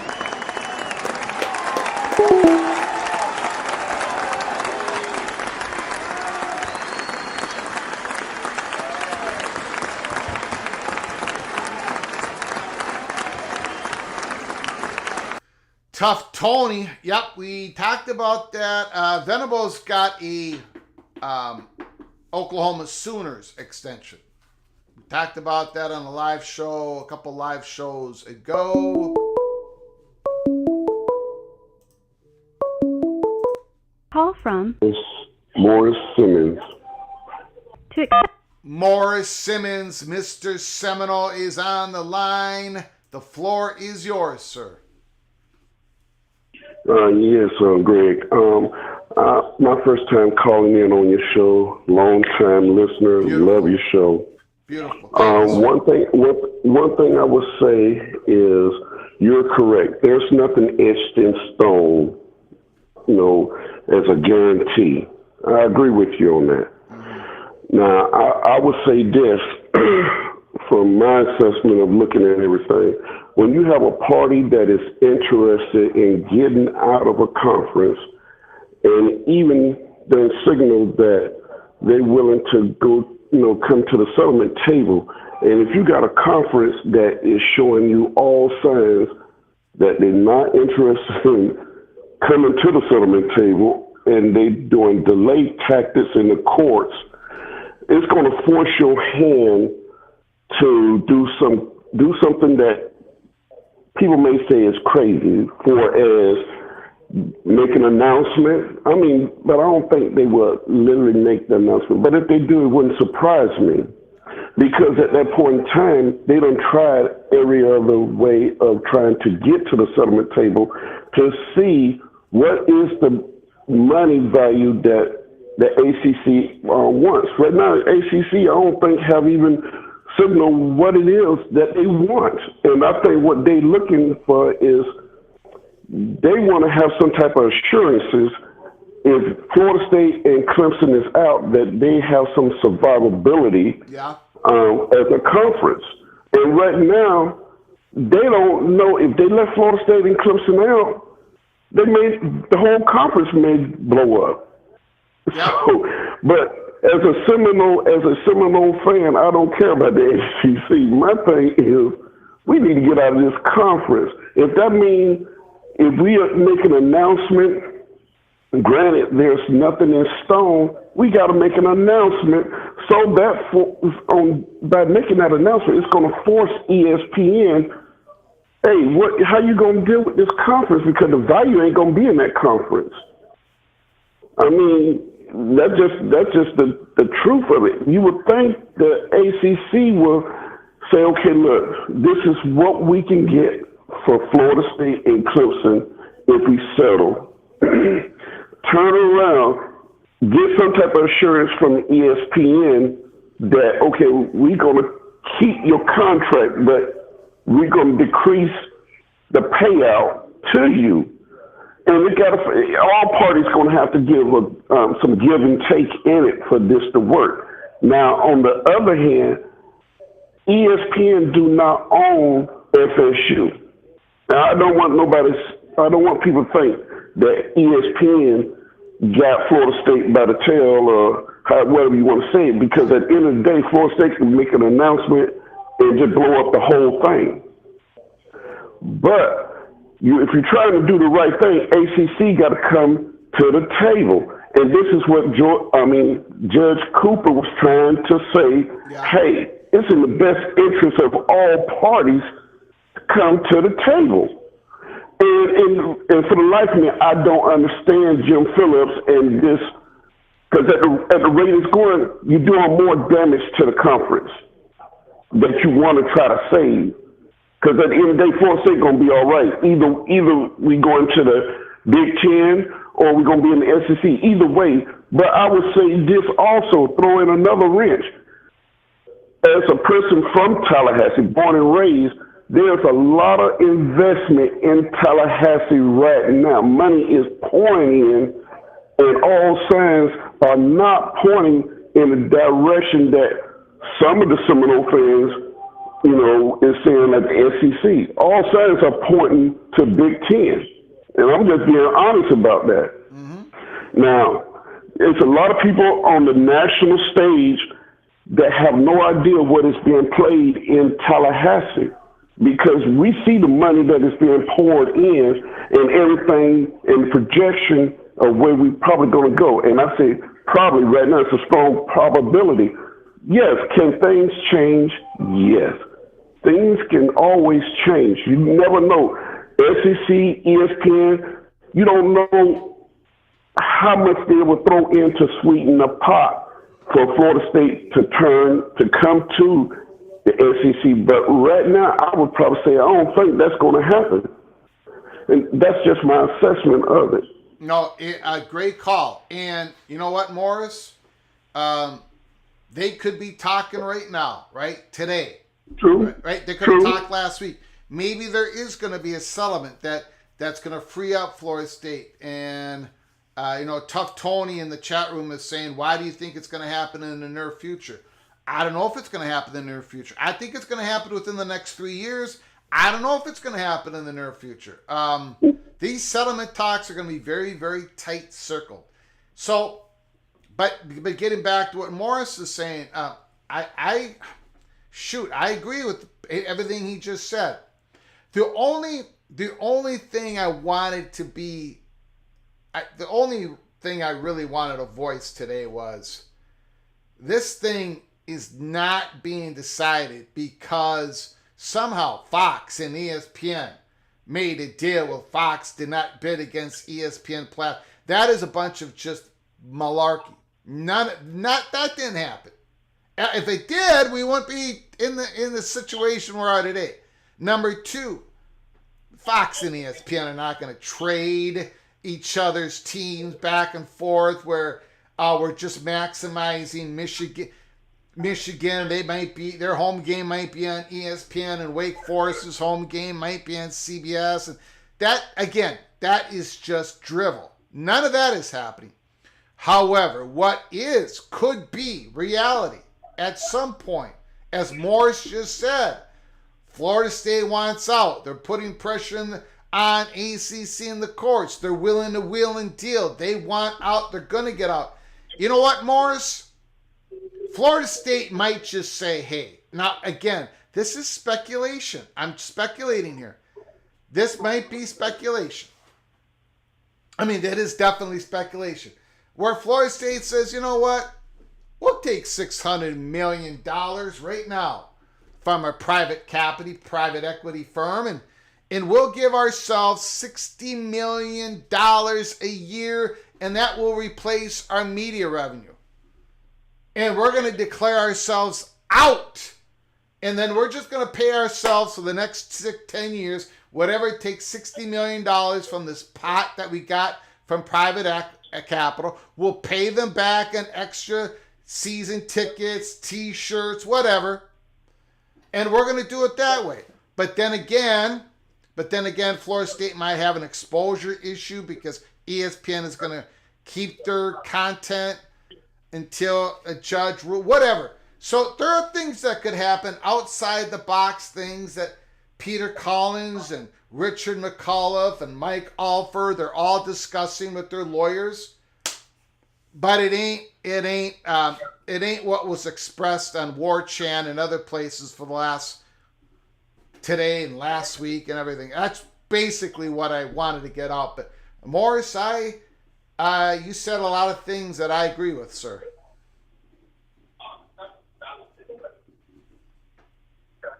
Morris. I'm sorry.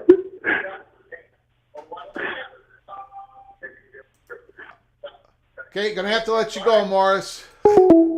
Phone lines open 763-260-1333. Let me know what you're thinking. Ryan Thomas, evil space badgers are responsible for the disinformation. They're using the UFO radio waves to brainwash the masses with Wisconsin propaganda. Thank you, Ryan, for your super chat. I do appreciate it. Thank you so very much.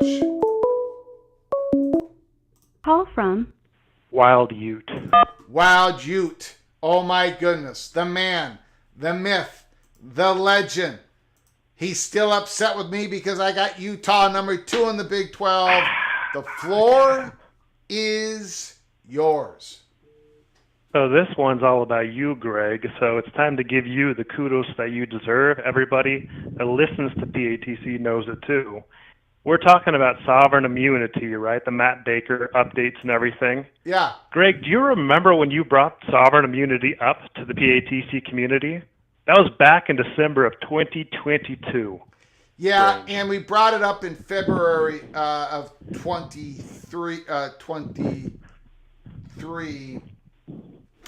Yeah, well, yes, that was one of. Well, yeah, and did you see that Florida State basically said in their pleadings that this is one of the reasons why this is going to take probably a long time? Right. Yeah, yeah, yeah. You know, it's just thinking back, though, on all these months, that was 18 months ago that you first brought sovereign immunity up and these other legal theories. Greg, nobody else was talking about this stuff other than you. You were the only one out there talking about it. You were the only one that knew.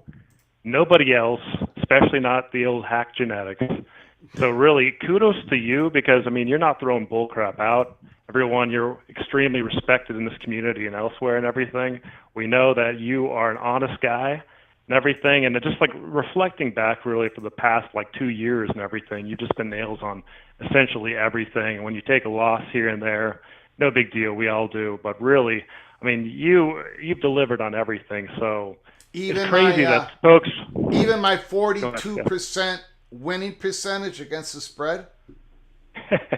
Forget that. I mean, Yeah. we're all down the spread. That's why the spreads are so hard to pick and everything. Yeah. But yeah, just I wanted to appreciate just those kind recognize words. that. I Yeah. appreciate them. Because we know that genetics is a thought thief and like you know he stole your content, mine too. Yeah, yeah, and it really isn't even about genetics. It's really about a fan base, Florida State, which, you know, I've been told in the chat and I've been told elsewhere that a lot of people have caught on to him. But the pics that I have been shown the last 3 days, where they're waiting on his every word when they think he's the one who's speaking gospel to everything, and then he came out with this stuff today.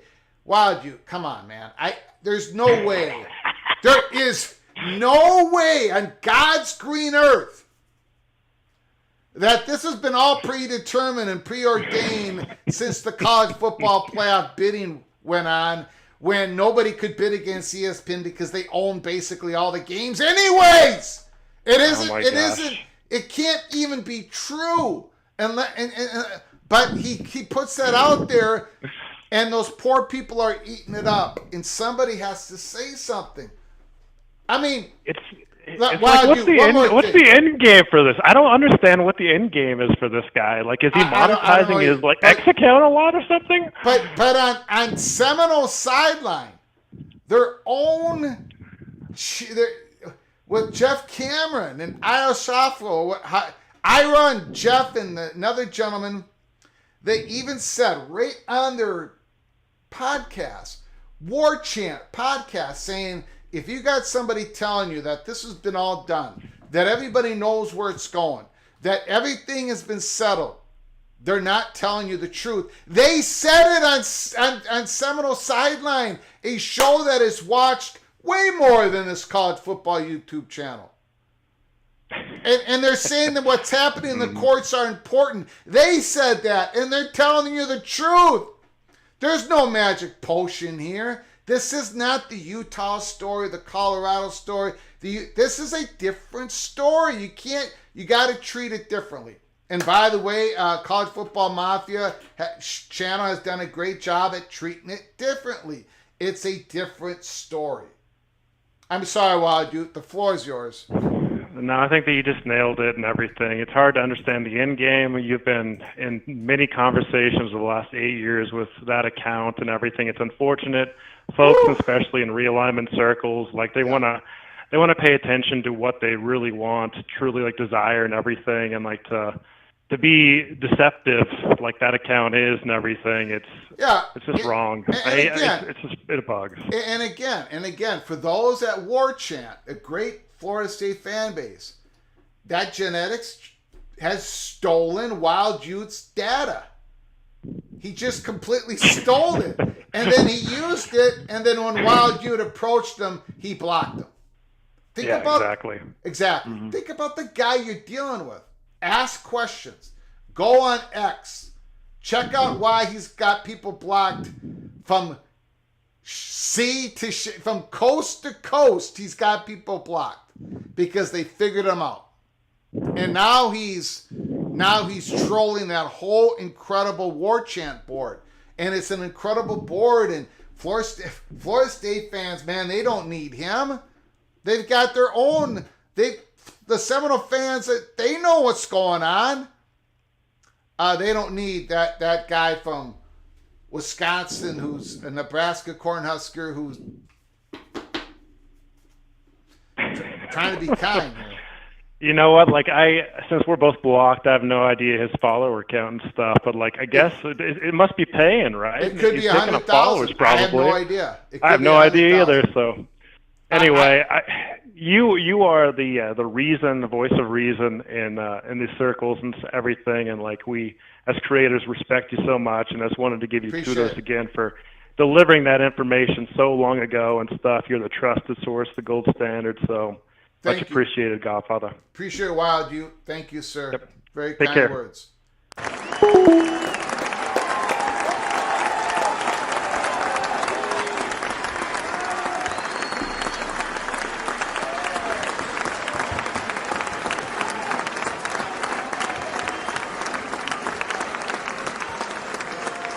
You know, genetics isn't even saying Super League anymore.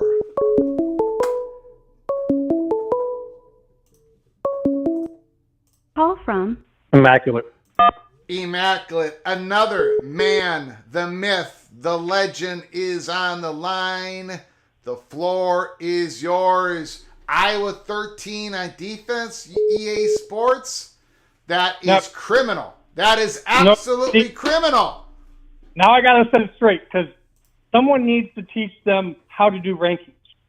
When you have 6 teams with the same rating, the same number at 88, you list them all as the top one, as 8. So, in reality, Iowa is rank 8. Well, maybe there's decimal points at. Maybe it's like 87.326 and the other one's 485. I don't know. Can't be. There's no way that Oklahoma has a better defense than Iowa. That team's never had a defense.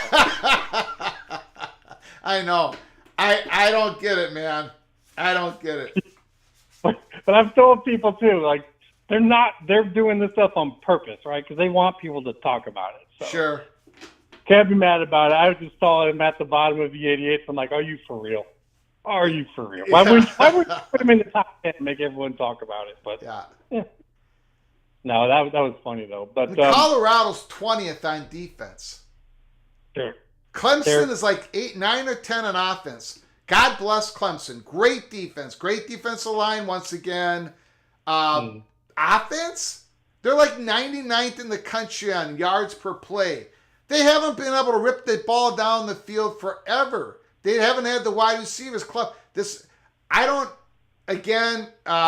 just a video game, but it's just kind of, I don't know what's going on over there. It's weird, but go ahead. Well, you know, what I just said, 100% applies to Colorado. They want a little bit of controversy. If I was doing their rankings for them at the start, I would put in some controversial picks in there. Because if it just makes 100% perfect sense, everyone just puts it up and says, "Oh, that looks good," and then they ignore it. True. So if you're trying to do this as a marketing gimmick, you kind of got to put some in there that are a little questionable. Yeah. And so I think that's what they did. Plus, they probably gave it's the guy on the cover, Hunter. They probably gave him a 99. Yeah. So that's gonna boost it up. That's true. Good point. Yeah.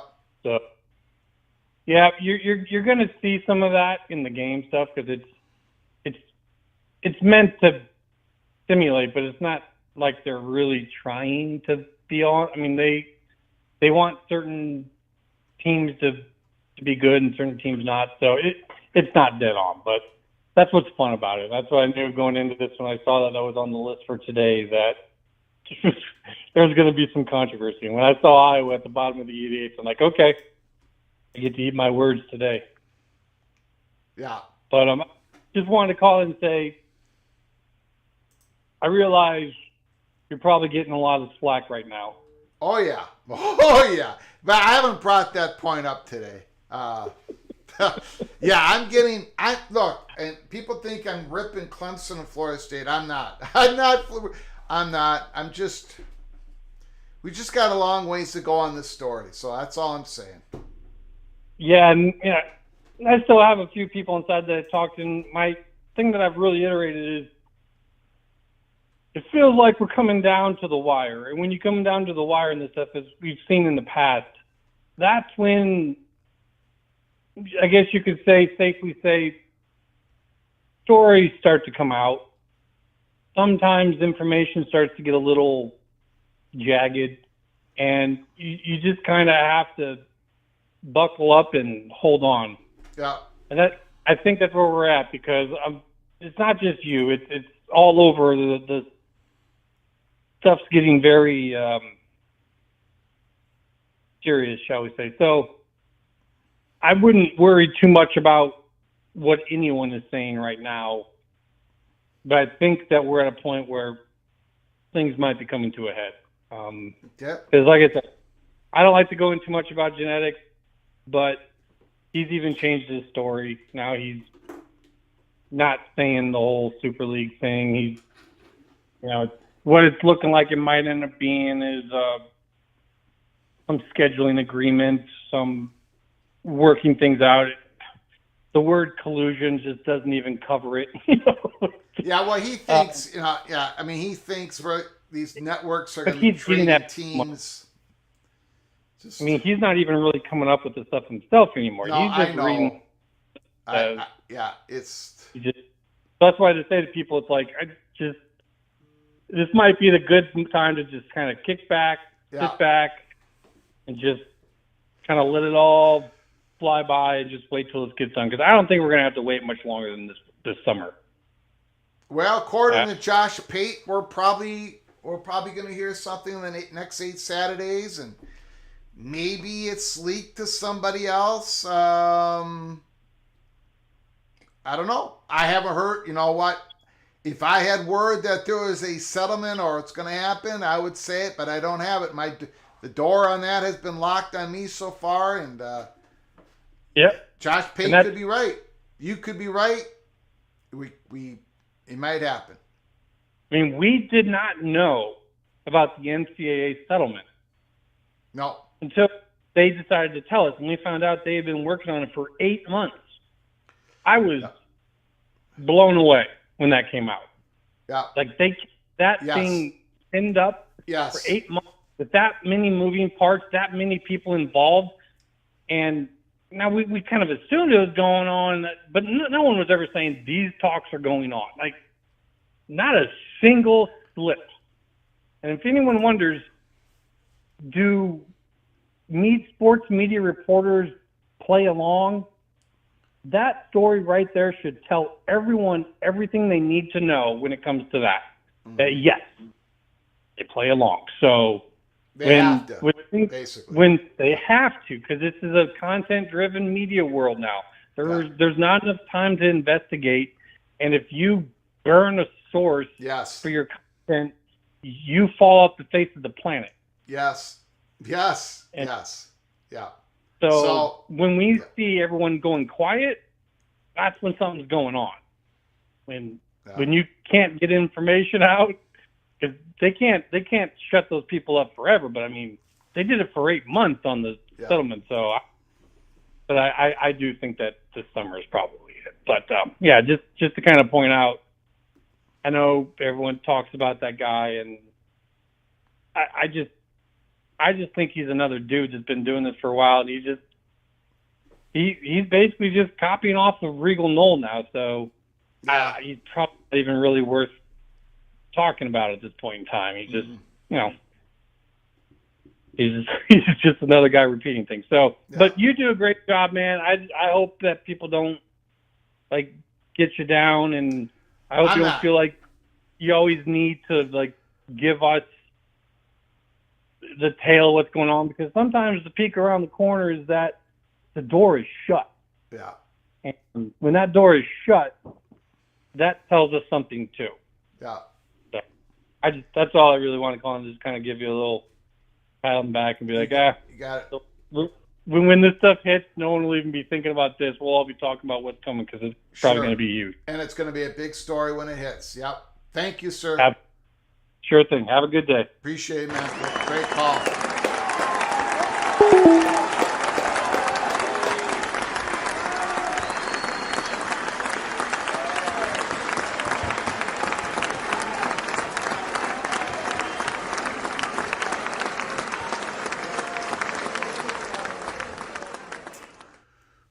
Great call. Yeah, like the speculation that ESPN and Fox are meeting in a smoke-filled room to divide up college football. Exactly. I mean, now people are acting like the presidents have no voice in it. It's Call from JD. JD, Mr. Seminole is on the line. I do appreciate it. The floor is almost yours. I just want to say one more thing. You know, these conferences, they don't only have media contracts and stuff. They have sponsorship deals. They have a whole bunch of stuff going on. And they are beholden to the shareholders and all that stuff. So there is walls dividing ESPN and Fox, and it will continue on unless they both in in 2034, if they all come together and open up their contracts bidding for all media companies and they join forces, then we're going to have some pollination going on between everybody, but not now. JD, I'm interested to hear what you got to say. The floor is yours. How you doing, Greg? I'm doing good, sir. How you doing? I'm doing just fine. I wasn't going to call in today. I was perfectly happy just listening, but I felt I needed to reassure people that genetics isn't leading the war chant crew off of the cliff. And I mean that obviously, I'm joking. But he is a lot more, he participates a lot more these days than what he has in times past. He used to come on there from time to time, but now he's on there pretty much every day. It's like anything else. Some people are fans of his, some aren't. If anybody knows the history, I'm definitely not. And I've not gotten along at times. But you know, everything that's going on right now, he's drawing a lot of conclusions. And who's ever sending you that information, and I did catch briefly early in the show, you said it was not me, and I appreciate that. Yeah, not you. Not you. You know, I got a lot of Seminoles talking with me, right? Sure. And most of it's about, most of it's not about this, but you know, we're talking football. So so they wanted a little bit of an intervention. So that's what we did today. But go ahead, sir. I got you. Well, he has said a lot in the last couple of days, and he's drawn a lot of conclusions. I want to make something clear, and I know a lot of genetics past, or at least in the last 2 to 3 years. I know of a lot of things. I don't know all the way back to when you guys were interacting years ago. I don't know all that, but ask Kirk Herbstreit whether or not FSU fans will hold people accountable. Okay. Yeah. And we're very fair. Yeah. He's made a lot of claims in the last few days, and he's gone much farther than what Regal Knoll and others have gone. So whether he's convinced people he's an insider and they are giving him inside information, and Greg, I'm not saying that's happening. Okay, I'm just talking in hypotheticals here. If he's blowing smoke and it's not true, people will hold him accountable, and they won't let it go. Some won't, and I'm not saying radicals, but you understand what I'm saying. Yeah. the amount of traffic on War Chant is crazy. Yeah. And there's been some complaints about you and some of the reporting that you've done in the last week. Nothing over the top. That's fine. I mean, just That's people will reference it and they say they don't agree at all. Yeah. And then of course, you know. And I'm perfectly okay with that. I'm not going to complain Sure, about that sure. at all. So People know that you and I interact. They kind of figured it out. They figured out who I am and all the rest of that. And you know, and I have told you in the light of day some of the things the last few weeks, you and I, we just don't agree. You know, but you know, we're gentlemen, and I consider you a friend. Yeah, you I know, consider so you a friend too, and I consider a lot of Florida State Seminole fans friends. I mean, there's been a couple of them. I've been friends for like 6 or 7 years. So we can disagree but not be disagreeable. Sure. Yeah. So you are a fan. First of all, I want to say before you let us know what you're thinking about what's going to go on, I just want to thank you for coming on our show and giving us the insight of what people are feeling, thinking, talking about in the Florida State community. You come on our show, you do a fantastic job. So I just want to thank you for all your contributions to our show. Thank you, JD. Well, I appreciate the kind words for sure, and I enjoy the interaction with you and all that comes with it.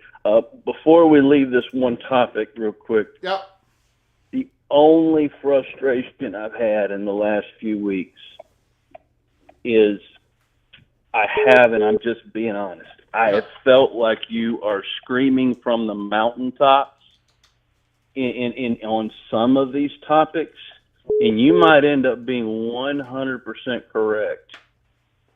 But what I'm asking you as a friend, give yourself some wiggle room, because there's a few things that I think that you might not be right on, and I don't want you to draw a line that you can't back up from. And I'm never going to just give me one example. Well, I'm just there'd be roads I go down, and you'd be looking at me like I'm cross-eyed. I'm just saying. I do that too. I apologize. I do that too, immaculate and mowing. Because just give me one example. Well, I could, but I couldn't accomplish it in another 5 minutes. I'm saying is that genetics has taken the liberty to go extremely far with things that he's learned. Yeah. Regal, maybe. Well, I'm not even going to go there because I'm not putting words in Regal's mouth or anyone else's mouth. Yeah. Maybe people have told him these things, or maybe he's just drawn dotted lines in directions that he didn't need to go. I don't know. What I'm saying is when this is all said and done, there's going to be things that we're going to be surprised about. Yes, sir. Yep. And so, I'm your friend, and I don't want you to go too far where people think, you know how it is with Twitter and anybody else. If you're wrong about one thing, people hold you account. Even if nobody's right about everything. Yeah. You follow what I'm saying? But I will take the L's on I've already taken the L on the flip flop. I've said that I'm not hiding that. But we had to tear down what the chalk. We don't know what the chalk is. We're being honest. We don't know what it is because of things that we've learned, and that's I will take the heat. I've already taken the heat. I will continue to take the heat. I got no problem with any of that. And that's fine. The last couple shows has been in and out for me. I've only been able to hear parts of it, so maybe you've already addressed some of these things. But yeah, like I said, it ain't anything big. It's just nothing necessarily specific. There's things that I hear I'm not even really going to go into because it would take me too long to give it context and everything else. Just the people that are making some of these, I guess, inferences or leading us in a direction of how they think things are going to go, we're not going to have to wait a long time. So I'm more than happy just to let it play out. And if it happens, it happens. If it doesn't, it doesn't. And I'm fine with that. Well, you know, and let's clear something up, JD. And I've said this 1,000 times. There could be a settlement tomorrow. There could be a settlement today. I've said that 1,000 times. What I have said, in regards to this, people believing there's going to be an announcement real soon.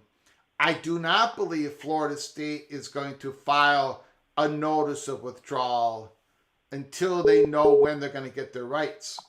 I could be wrong on that. I'll take the L on that. I know that is something that a lot of people disagree with me on. Now, I did bring up one little speculation today. Maybe Florida State takes $600 million of that private capital money and pay themselves $60 million a year for the next 10 years. But then they're still going to have issues with their content distribution, whatever. So I have gone out on a limb and say I don't believe Florida State's going to file the notice of withdrawal unless there's a settlement.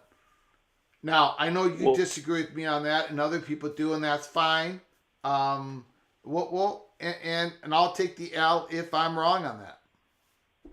Well, it's okay to not believe in any of that. I mean, that's perfectly fine. I can only go off of what others say, and then there's also a general consensus. Yep. And Regal Knoll isn't the only source.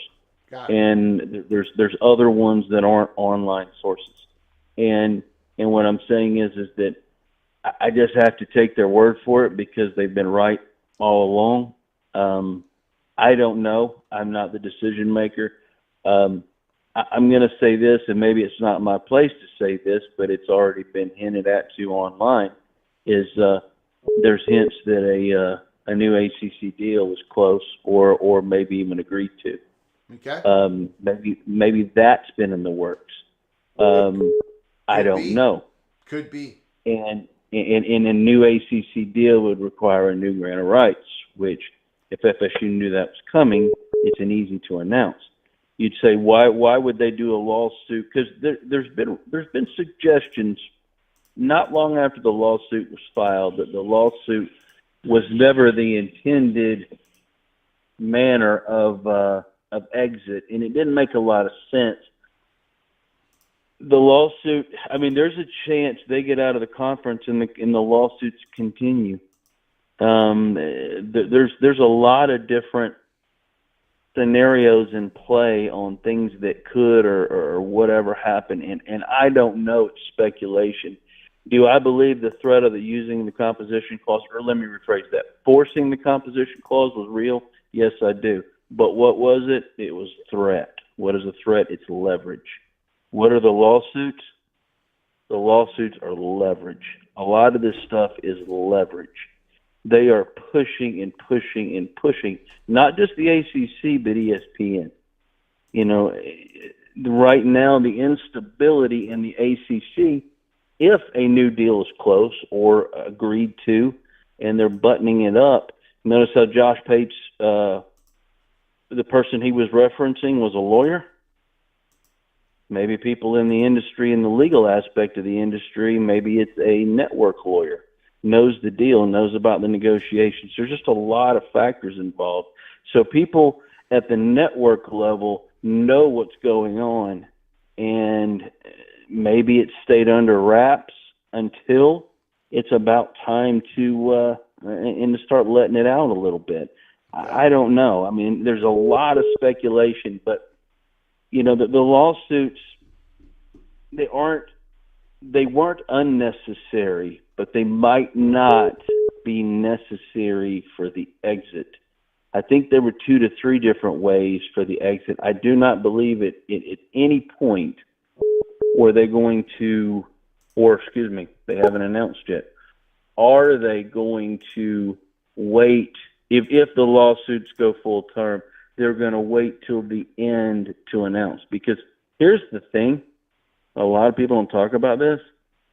I don't think the ACC can remarket their rights. I don't believe they have the right to do it.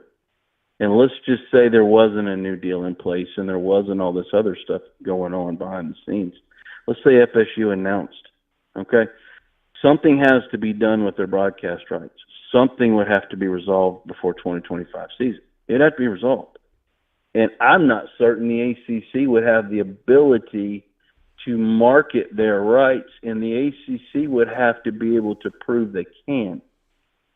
And if you can't prove it, and you can't, you know, if this was the nuclear option and FSU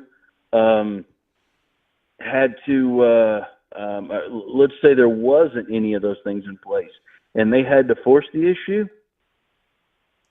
I don't see a harm in forcing it.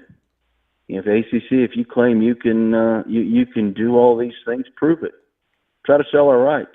Because the ACC is not entitled to FSU's rights under someone else's media deal. It doesn't matter what they say about the grant of rights. They're not in a contract with the Big Ten or the SEC. And I understand those two conferences aren't going to sign on unless they know they have their rights. So that's just that's just a theoretical argument that would never even be challenged, or it's not something that would ever happen. We're just speculating, you know.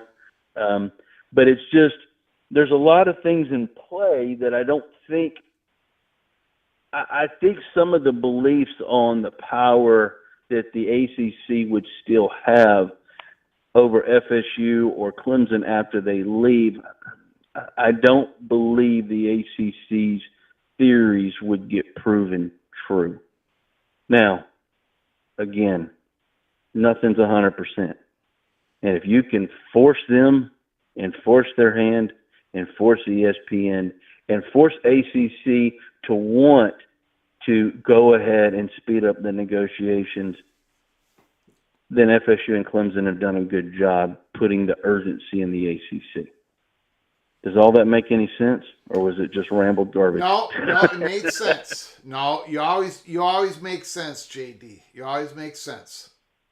Well, you're very kind, and I appreciate it. And like I said, and don't think I was getting frustrated with you earlier. What I meant was, I'll never tell you how to do your show or nothing like that. It's just I was like, man, you are sure drawing a line in the sand. And well, what is my line? That's what I'm asking. What is well. When I say Florida State, go ahead. There's assumptions that FSU fans and others have about things that have been determined, whether there's quote unquote offers, whether there's this, whether there's that, whether or not FSU would even be a Big Ten candidate. In other words, things have changed in the last couple of weeks. There are some things that I know that I would say, oh, you're right, but you're also wrong. And that is my opinion. Okay. And that's not fact. You're right. I have drawn the line in the sand. Florida State does not have an offer from the Big Ten. It does not. Yes, that is and neither does Clemson, neither does North Carolina. Nobody. That's not how it works. So, yes. And when I say my frustration, it's not that you said it. It's that you repeated it about 40 times in about 2 days. Do you know why? And you went screaming from the. Well, I know you wanted to set the record straight. I get it. Yeah. I get it. And I understand. I understand. But what I'm saying is that I'm like, man, you're growing in the FSU fan base, and I don't want people to start not liking you. I appreciate it. I appreciate it.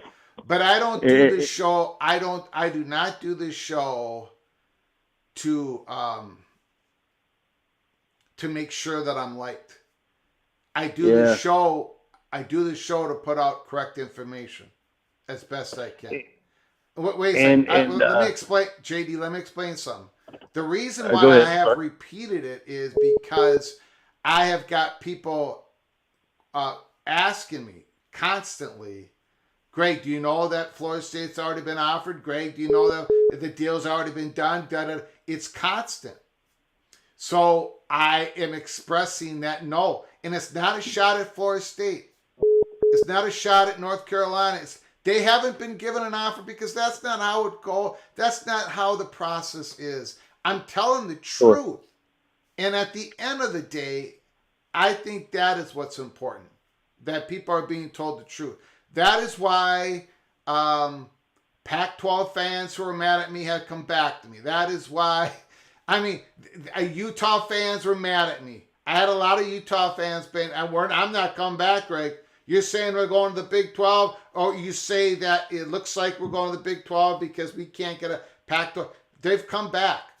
I'm just, at the end of the day, when I say that Florida State has not received an offer, yeah, you better believe I've drawn the line in the sand because they haven't. It's not that they're not liked. It's not that they're not wanted. It's they haven't been given an offer because that's not how the Big Ten does work.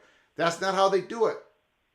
So, yes. Yeah, I don't know what level of offer, anything else. I don't have a clue.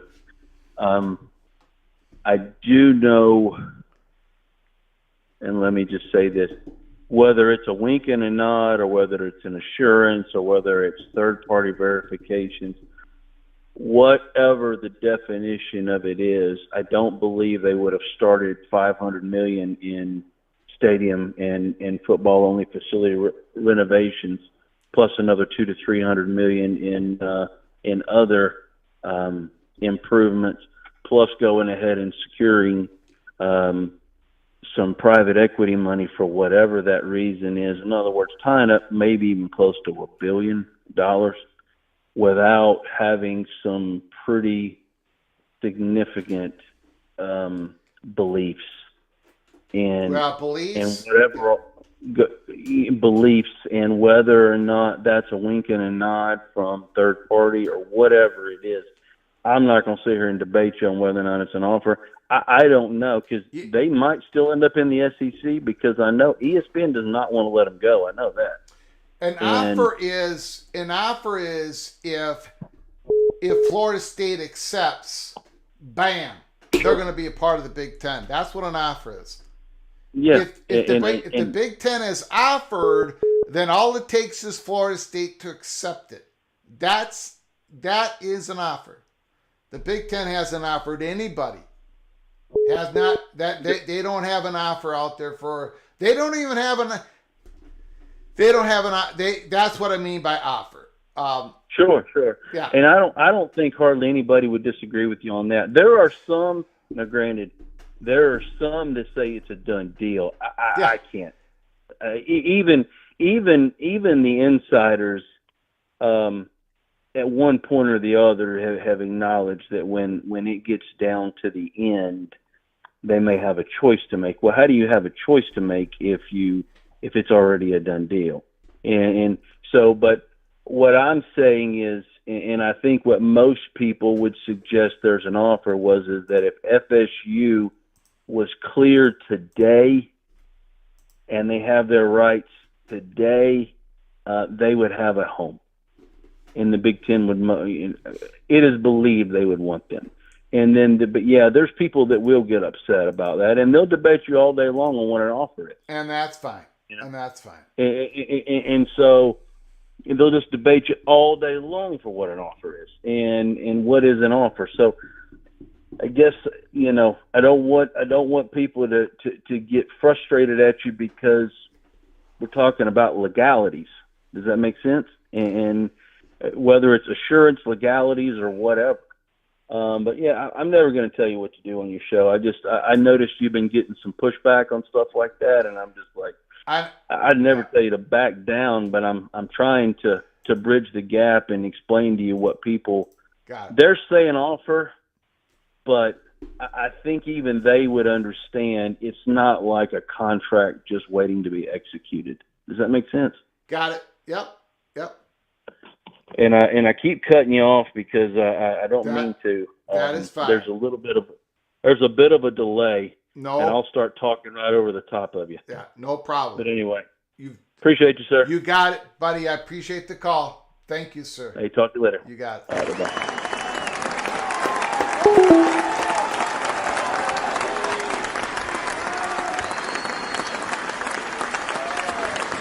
I appreciate JD's conversation, his call, and everybody else before him. If you're new to the channel, if you haven't done it yet, please subscribe, smash that like button, share the video with your family and friends. And when you do subscribe, make sure you turn on your notifications, because we can come on live anytime.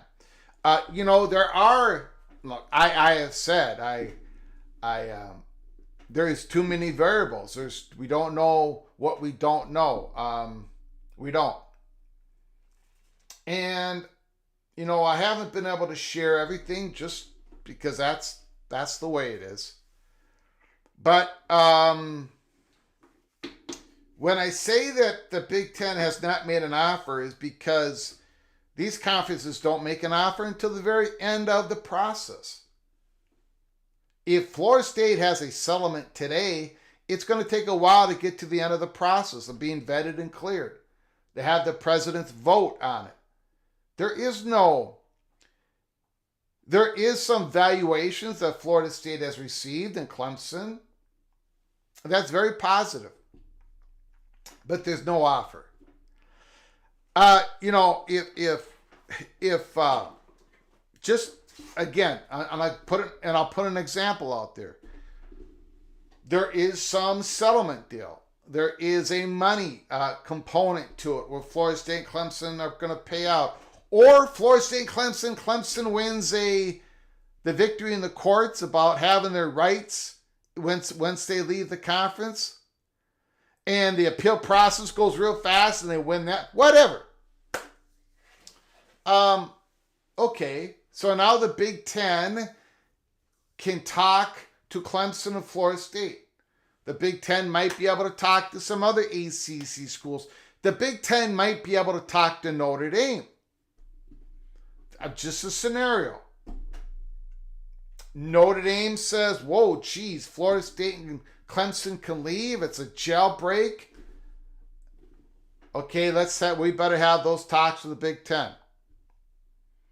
And now the Big Ten is talking to Notre Dame, and Notre Dame says, that agreement that's in that Big Ten contract, we'll take it. And of course, the presidents are going to vote yes, because everybody's money goes up in that contract. So now Notre Dame is school number 19. And now, who's school 20? Well, it's probably going to depend a lot on what Notre Dame thinks and what the Big Ten presidents think. Does Big Ten go to 22 because Notre Dame is such a valuable brand? We don't know. Then we don't know what the SEC. There's too many things unknown to the Big Ten. It's just, there is no offer, because an offer means somebody can accept it.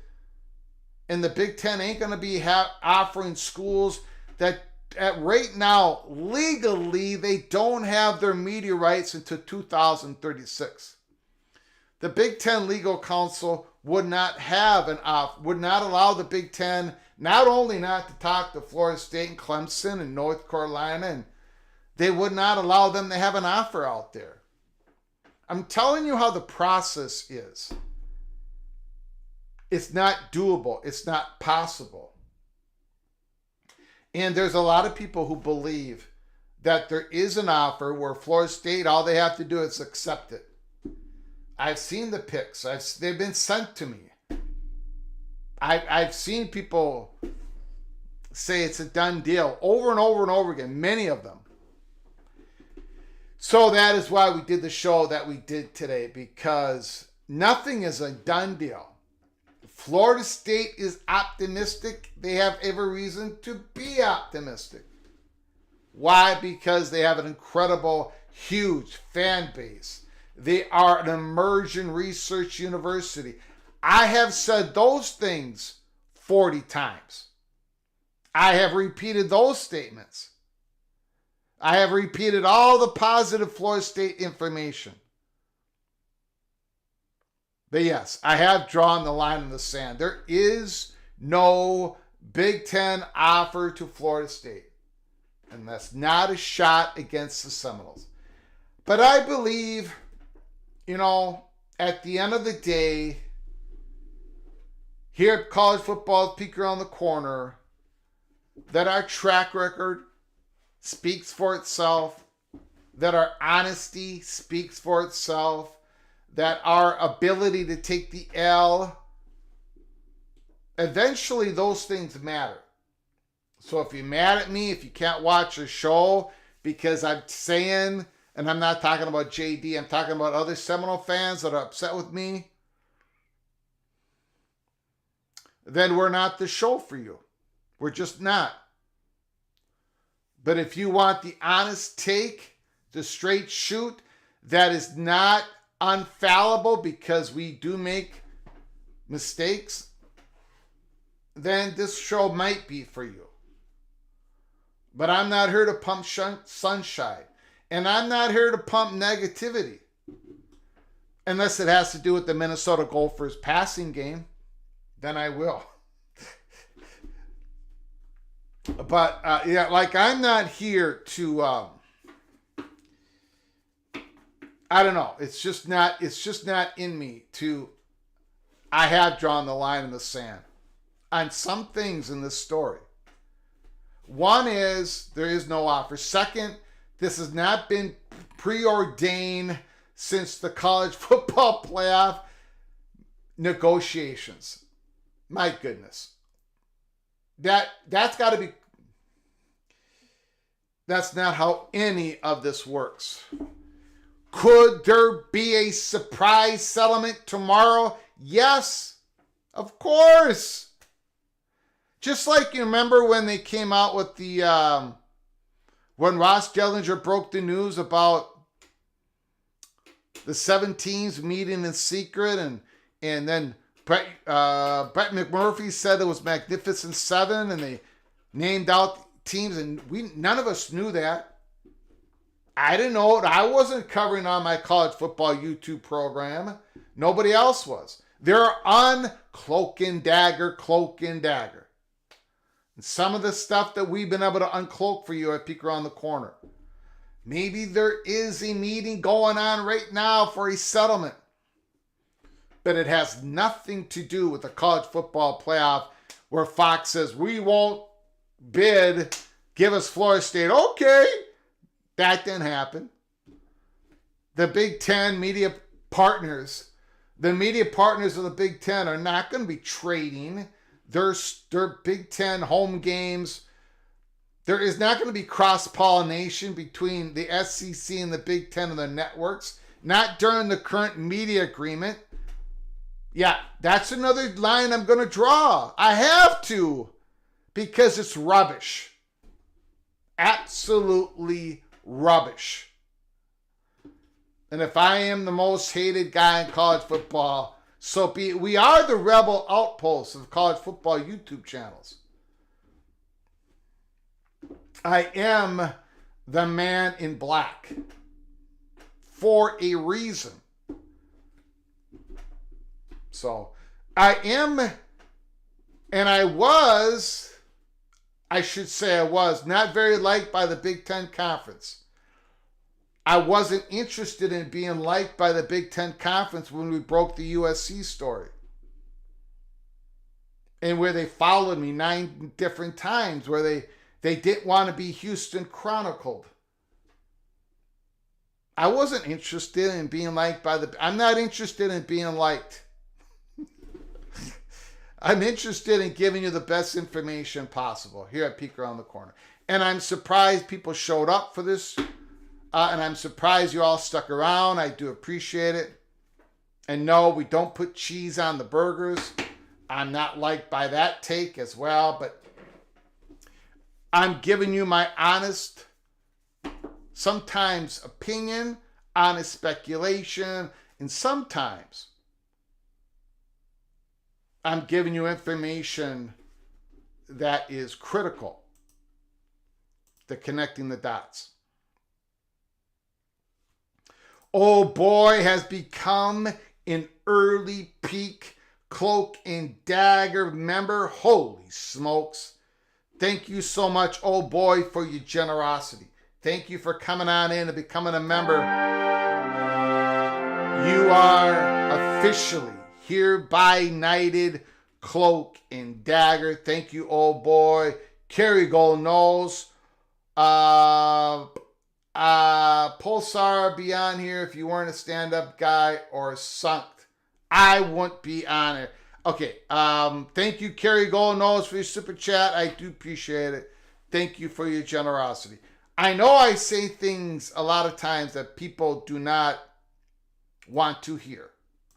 And that include Gopher fans, especially last year, when I ripped the team before the season started, that I said the Gophers were going to lose 2 more games and they're going to win 2 less games than the Vegas number. But this year's going to be different. This year is going to be different. Thank you for the content, Greg. I enjoy your shows. I enjoy you coming on in, the architect.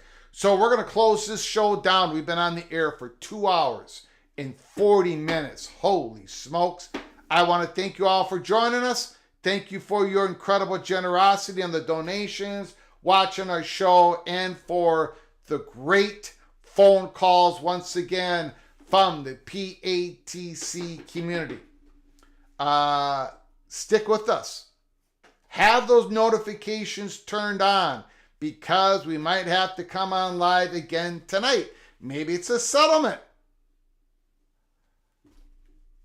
But it's not going to be about an offer and an accepted offer between the Big Ten and Florida State.